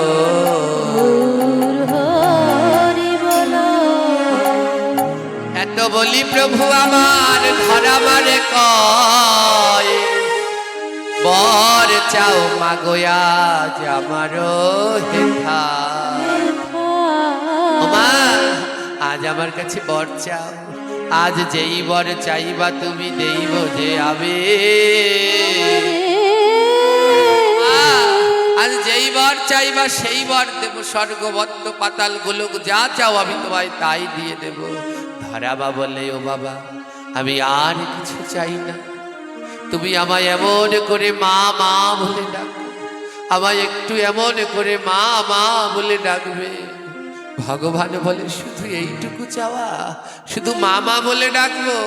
বলে আর যেন সদা সর্বদা বৈষ্ণবের সেবা দিতে পারি, বদনে যেন নাম গাইতে পারি, আর যেন ওই জীবকে সেবা করাতে পারি, আর কিছু চাই না। ধরাবা বলল, আবার একটু শুধু মা বলে ডেকো, আমার যে মা বলে ডাকার কেউ নয়। ভগবান বলল, তবে শোনো, কথা দিলাম মাগো ধরা আমি তোমারে, দিলাম মাগো ধরা আমি তোমারে, তিন যুগে সন্তান হব তোমারি ঘরে, তিন যুগে সন্তান হব তোমার ঘরে। আমি মামা বলে ডাকবো তোমায়, ও গো মা ধরা, বলে ডাকবো তোমায়, ও গো মা ধরা, তিন যুগে হব মা সন্তান তোমার। যুগে হব সন্তান তোমার। ও মা, শুধু এই সত্য যুগে নয়, আমি তিন যুগে সন্তান হব। ত্রেতা যুগে হবে গো মা তুমি কৌশল্যা, আমি হব মা গো তোমার রামলালা। দাপর যুগে হবে ও মা তুমি যশোদা, আমি হব মা গো তোমার নন্দলালা। আবার কলি যুগে হবে গো মা তুমি যে সচি, নিমাই হব আমি গো মা নদের মাঝি, ও মা নদের মাঝি, ও মা নদের মাঝি, নদের মাঝি। ও মা, তিন যুগে তুমি আর আমি। ত্রেতা যুগে তুমি হবে কৌশল্যা, আমি হব তোমার রামলালা। দাপর যুগে হবে তুমি যশোদা, আমি হব কৃষ্ণ। আমি তিন যুগেই তোমায় মা বলে ডাকবো। কলি যুগে হবে সচি, আর আমি হব গৌরাঙ্গ। ও মা, আজি বৈষ্ণবেরও সেবার লাগি স্তন কাটি দিলে, কথা দিলাম তোমারে মা আমি না ভূতল। প্রতি জন্মে এই স্তন করিব যে পান, তিন সত্য রাখিয়া মা করিলাম গোপন, ও মা করিলাম। গোপন, মা করিলাম গোপন। ও মা, আমি প্রতিজ্ঞা করলাম, আজ যেই স্তন কেটে তুমি বৈষ্ণব সেবায় দিলে, আমি তিন জন্মে তোমার এই স্তন পান করব। দাপর যুগে জন্ম লাভ দই বুকির উদরে, খাবো না দই বুকির স্তন কহি গো তোমারে, ও মা কহি গো। তোমারে, ও মা করি গো তোমারে। আমি দাপর যুগে দই বুকির উদ্ধারে জন্ম লাভ, কিন্তু মা দাপর যুগে তুমি হবে যশোদা। দই বুকির উদ্ধারে জন্মালেও আমি দই বুকির স্তন পান করব না, তোমার স্তনই পান করব। আজ ব্রহ্মা দেখো এই কথা মুনিগণে কয়, দেখো এই কথা মুনিগণে কয়, জীবে দয়া নামে রুচি বৈষ্ণব সেবা দেয়। জীবে দয়া নামে রুচি বৈষ্ণব সেবা দেয়। ব্রহ্মা বলছে, যেই জন জীবে দয়া নামে রুচি আর বৈষ্ণব সেবা দেয়, সে ধরা মায়ের মতো গোবিন্দকে সন্তান রূপে পায়। তাই হে কৃষ্ণ ভক্তগণ, আদ্যকার এই আলোচনা থেকে একটু শিক্ষা নিন। অযথা জীব হত্যা বন্ধ করুন, অনাবরত নাম করুন, আর মনের মধ্যে ইচ্ছা রাখুন যেন বৈষ্ণব সেবা দিতে পারি। এই দিকে কি হলো? এই দিকে ইহা দেখে দেবী ভগবতী, এই দিকে ইহা দেখে দেবী ভগবতী, ক্রুদ্ধ হইয়া গেল দেখো লইয়া খরগয়তী। ক্রুদ্ধ হয়ে দেখো লইয়া এবার এই দিকে মা দুর্গা, এটা দেখে ক্রুদ্ধ হয়ে গেলেন, রেগে খড়গ হাতে নিলেন, বলে রাখবো না, বারে বার শুধু কেন পরীক্ষা যে হবে, এবার শুধু কেন পরীক্ষা যে হবে, আর পরীক্ষা হইলে কেন নারীরাই দেবে রে, নারীরাই দেবে। নারীরাই দেবে রে, নারীরাই দেবে। মা কালী রাগ হয়ে গেলেন, ক্রুদ্ধ হয়ে গেলেন, বলে বারবার কেন এমন হবে, বারবার শুধু ভক্তদের পরীক্ষা, যদি বারবার পরীক্ষা দিতে হয় তবে কেন নারীরাই বারবার পরীক্ষা দেবে, কোন সময় দেয় নারী অগ্নি পরীক্ষা, কোন সময় পাষাণ হয় কেউ তো বলে না রে, কেউ তো বলে না রে, কেউ তো বলে না।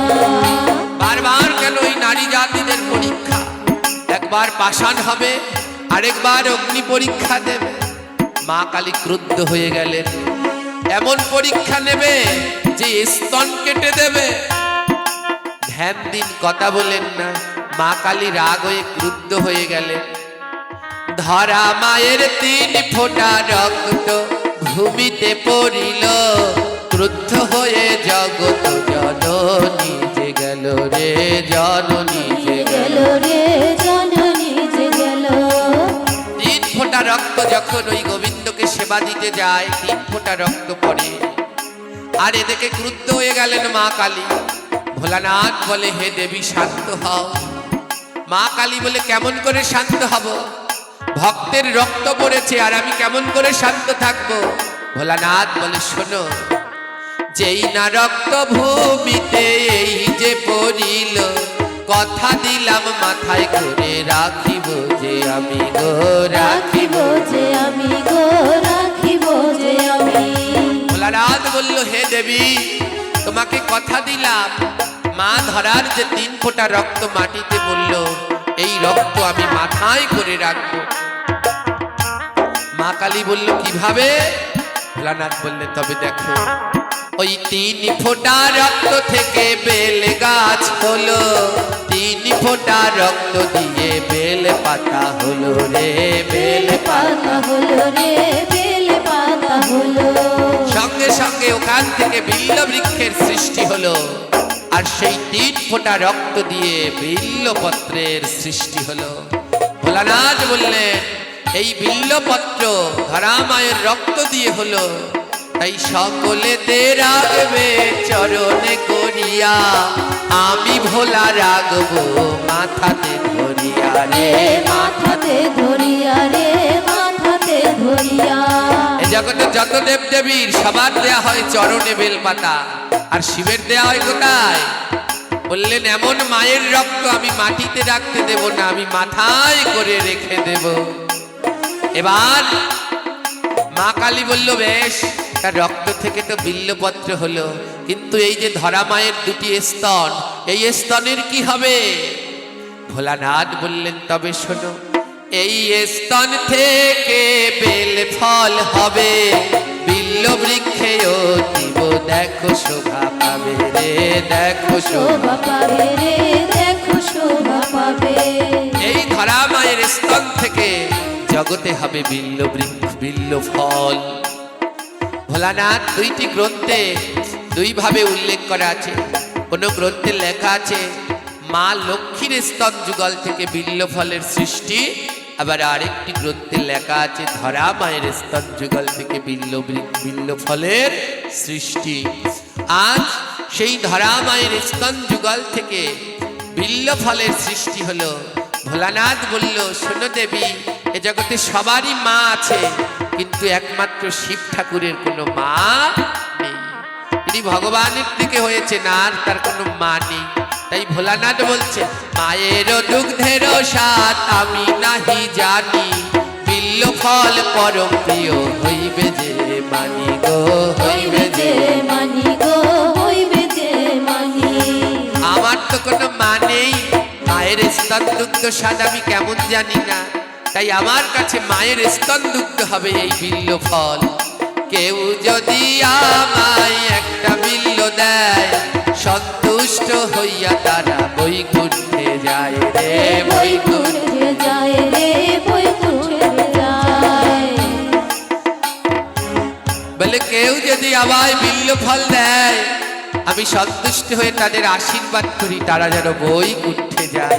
তাই ভোলানাথের প্রিয় হলো বেল আর বেল পাতা, যাহা দিলে হয় ভুল জগতের বিধাতা গো জগতের বিধাতা জগতের বিধাতা। তাই ভোলানাথের পরম প্রিয় হলো বেল আর বেল পাতা। জয় নিতাই। আজ কি করলেন? ওমা ছোট্ট বাচ্চা 6 মাস পর্যন্ত মায়ের দুধ খায়। মাতৃদুগ্ধ যখন খায় তখন কি ওর পেট খারাপ হয়? যখন বাইরের খাবার দেয় তখন ওর পেট খারাপ হয়ে যায়। মহাজন বললেন মাতৃদুগ্ধে যেমন পেট ভালো থাকে, বিল্ল ও মাতৃদুগ্ধ জানিয়া রাখিবে রে জানিয়া রাখিবে রে জানিয়া রাখিবে। পেটের যতই উদার পীড়া সব চলে যাবে, ভক্তি ভরে যেই জনা বিল্ল ফল খাবে রে বিল্ল ফল খাবে রে বিল্ল ফল খাবে। বলে মায়ের দুগ্ধে যেমন সন্তানের পেট ভালো থাকে, তেমনি জগৎ মা সন্তানের দুগ্ধ স্বরূপা হলো বিল্ল ফল। বিল্ল ফল খেলেও সবার পেট তদ্রুপ ভালো থাকে, উদার পীড়া যন্ত্রণা সব দূর হয়ে যায়। এই ধরা মার স্তন থেকে জগতের সৃষ্টি হলো বিল্ল ফল। সেই লীলা আজও আমরা দেখিবারে পাই, স্তনের আকৃতি তাই বিল্ল ফল ভাই রে বিল্ল ফল ভাই রে বিল্ল ফল ভাই। নবপত্রিকা যখন গঠন করা হয়, বিল্ল ফল স্তন সমতাতে শোভা পায় রে তাতে শোভা পায় রে তাতে শোভা পায়। যখন নবপত্রিকা তৈরি করা হয় তখন স্তন স্বরূপা সেখানে বিল্ল ফলকে দেয়া হয়। এইভাবে জগতের সৃষ্টি হলো বিল্ল ফলে। অন্য গ্রন্থে মা লক্ষ্মী তিনিও স্তন যুগল কেটে পদ্ম ফুলের বদলে ভোলানাথের সেবা করেছিল। অন্য গ্রন্থে এমন লেখা রয়েছে যে মা লক্ষ্মীর স্তন যুগল থেকে এই ফলের সৃষ্টি বলে এর আরেক নাম শ্রীফল। বেলের আরেক নাম কি? শ্রীফল। তো যেটা থাকুক, আজকে আলোচনা থেকে আমাদের এটা শিক্ষা, যদি নামে রুচি জীবে জয়া বৈষ্ণব সেবা দেয়া যায়, পুত্র রূপে গোবিন্দ তার কাছে ধরা দেয়। আমা এই বেল গাছের সৃষ্টি হলো কি বার? বেল গাছের সৃষ্টি হলো দেখো সোমবারে, তাই সোমবারে বেল পাতা তুলবে না সংসারে রে, তুলবে না সংসারে রে তুলবে না সংসারে।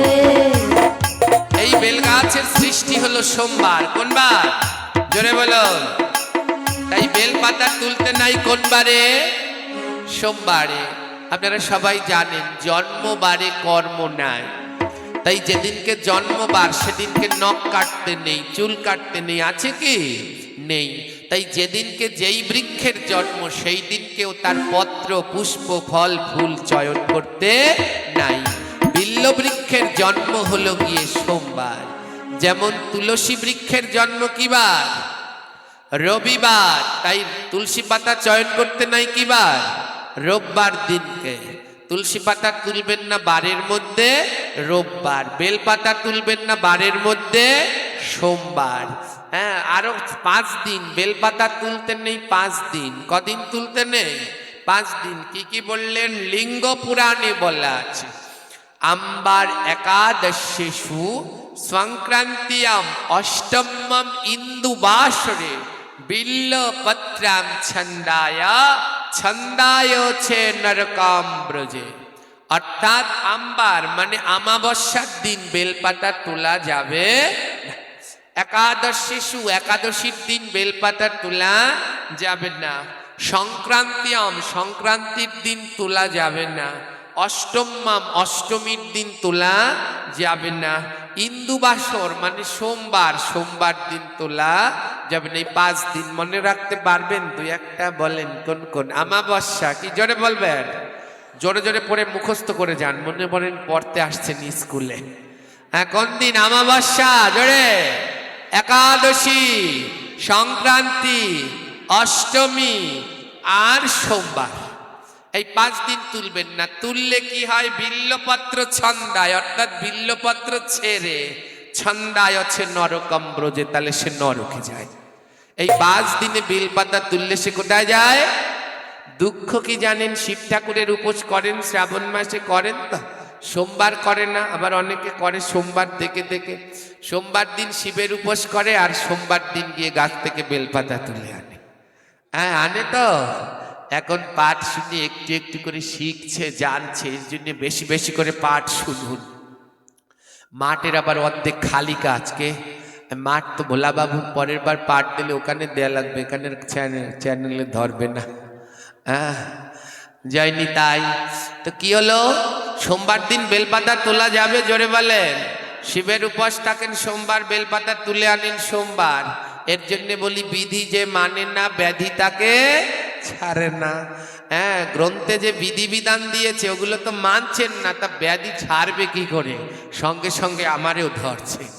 হ্যাঁ, এবারে সোমবার দিন মোটেও তুলবেন না। 7 দিনে 7 তুলসী পাতাও তুলবেন না। 5 দিন তুলসী পাতাও কদিন? 5 দিন। কোন কোন দিন জেনে নিন। তুলসী পাতা তুলবেন না বারের মধ্যে রোববার, দ্বাদশী তিথির মধ্যে দ্বাদশী, আমাবস্যা, পূর্ণিমা আর সংক্রান্তি। এই 5 দিনে তুলসী পত্র চয়ন করবেন না। আর 7 দিনে 7টা জিনিস তুলবেন না। কোন কোন দিনে কি কি তুলবেন না ধ্যান দিন। আমাদের সনাতন ধর্মে দিন শুরু হয়, সপ্তাহ শুরু হয় কি বার থেকে? শুক্রবার থেকে না শনিবার থেকে? বাবা ধন্যবাদ। আমাদের ধর্মে শুরু হয় রোববার। বলে আমরা যে শুক্রবার ছুটির দিন, আমাদের ওটা ওনাদের, আমাদের হলো রোববার। তাই ইন্ডিয়ায় হলো রোববার দিনকে ছুটি, তাই রোববার দিন থেকে শুরু হয়। রোববার দিন কি তুলতে নেই? রবিবারে কোনো দিন তুলসী তুলতে নাই, কৃষ্ণ ভক্তি নষ্ট হবে জেনে রেখো ভাই। সোমবারে কোনো দিন বেলপাতা তুলতে নাই, নরকেতে যেতে হবে জেনে রেখো ভাই। মঙ্গলবারে কভু বাস কাটিতে নাই, বংশ ধ্বংস হইবে জেনে রেখো তাই। বুধবারে কভু দুর্বা তুলতে নাই, আয়ু কমে যাবে তাতে জেনে রেখো ভাই। বৃহস্পতিবারে কভু কলা ছিটতে নাই, ঘরের লক্ষ্মী রুষ্ট হয় জেনে রেখো তাই। শুক্রবারে কভু শাক তুলিতে নাই, রোগ ব্যাধি বৃদ্ধি পাবে জেনে রেখো ভাই। শনিবারে কোনো দিন আমসরা ছিটতে নাই, কলঙ্ক রটাবে এতে জেনে রেখো ভাই রে, জেনে রেখো ভাই। 7 দিনে 7 জিনিস। রবিবারে তুলসী চয়ন করবেন না, কৃষ্ণ ভক্তি নষ্ট হবে। সোমবারে বেলপাতা তুলবেন না, নরকে যাবেন। মঙ্গলবারে বাঁশ কাটবেন না, বংশ ধ্বংস হবে। বলে মঙ্গলবার যদি কেউ মারা যায় তাহলে তো বাঁশ কাটতে হবে। মঙ্গলবার মারা গেলে 1 পদ দোষ পায়, এর জন্য আবার ওই দোষটাকে কাটাতে হয়। ওই যে বাঁশ কাটতে হচ্ছে, বংশ ধ্বংস, তাই ওটা দোষ পেলে আবার দোষটা কাটিয়ে নিতে হয় যজ্ঞ করে। হ্যাঁ, আবার ওই সব যজ্ঞ করবেন না, ওই যে শিকারের টানে আর ওই কি কি কয়, অযজ্ঞ নয়, শুদ্ধ সদাচারী গণদের দিয়ে যজ্ঞ করবেন। হ্যাঁ, প্রসাদী ভক্তদের দিয়ে যজ্ঞ করবেন। কেউ মারা গেলে দোষ পেলে, হ্যাঁ, ওই যে সিগারেট খায়, একটা টান দেয় ফু, আবার একটু চা খায়, খেয়ে আবার যজ্ঞে আহুতি দেয়, ও যজ্ঞে কোনো গোল্লাও হয় না। হ্যাঁ, আবার মাছ মাংস সব খায়, সেগুলাই যজ্ঞ করে। ও যজ্ঞ কোন কাজে লাগে না, ও যজ্ঞই হয়। হ্যাঁ, যেই যজ্ঞের মন্ত্রে কাজ হয়, যে মুখে কোনো তামসিক আহার গ্রহণ করে, যারা মাছ মাংস খায় তারপরে যজ্ঞ করে পূজা করে, ওর থেকে ছাগল অনেক ভালো। ছাগলে কোনো মাছ মাংস খায় না, ভেজিটেরিয়ান। হ্যাঁ, ওই যজ্ঞ কাজ হবে না। তাই সদাচারী ভক্তগণকে দিয়ে যজ্ঞ করাবেন। মঙ্গলবারে যদি কোনো দোষ পায়, কেউ মারা গেলে, তাহলে ও কেটে যাবে। বুধবারে দুর্বাচয়ন করবেন না, তাহলে আয়ু কমে যায়। বৃহস্পতিবারে কলা পাতা কলা গাছ কাটবেন না, তাহলে মা লক্ষ্মী রাগ হয়ে চলে যায়। শুক্রবারে শাক তুলবেন না, তাহলে রোগ ব্যাধি বাড়ে। আর শনিবার দিনকে আমপল্লব, আম্রপল্লব, পঞ্চপল্লব এগুলো চয়ন করবেন না, তাহলে কলঙ্ক রটায়। দুঃখ কি জানেন? এত কথা রয়েছে ভাই গ্রন্থেরও মাঝারে, গ্রন্থ পড়িলাম না এই সংসারে রে, এই সংসারে রে, এই সংসারে। তাই সনাতন ধর্মে জন্ম লইয়া বিফলে গেল এই জনমটা যে বইয়া রে, জনমটা যে বইয়া রে, জনমটা যে বইয়া। তাই দুর্লভ সাধু সঙ্গ করো আমার মন, বেশি বেশি করে করো গ্রন্থ অধ্যায়ন রে, গ্রন্থ অধ্যায়ন। অধ্যয়ন রে, গ্রন্থ অধ্যয়ন। তাই বেশি বেশি করে সাধু সঙ্গ করুন আর গ্রন্থ পড়ুন। গ্রন্থ পড়লে, সাধু সঙ্গ করলে আরো অনেক কিছু জানতে পারবেন। তাই এইখানেতে বেশি কথা বলবো না, বলবো না, এবার ছেড়ে দিয়ে যাবো আমার কাব্য আলোচনা। তাই যদি থাকে লেখা কালকে হবে দেখা, থাকিলে কালকে হবে দেখা। তাই যদি থাকে লেখা কালকে হবে দেখা। থাকিলে কালকে হবে দেখা। তোমরা রান্নাঘরে গেছো কেন? এইখানেতে বলে যাই সবাই টাটা বাই বাই। বাড়িতে বলে যাই সবাই টাটা বাই বাই। তুমি পটুয়াখালীর সেই প্রভু, আমাদের প্রভু না? হ্যাঁ তুমি তো, হ্যাঁ ওরে বাবা, রাধুনি আসছে, রাধুনি প্রভু, ভালো ভালো, তুমি থেকো কিন্তু যাইনি। তাই তো সবাই ভালো থাকুন, সুস্থ থাকুন। যদি থাকে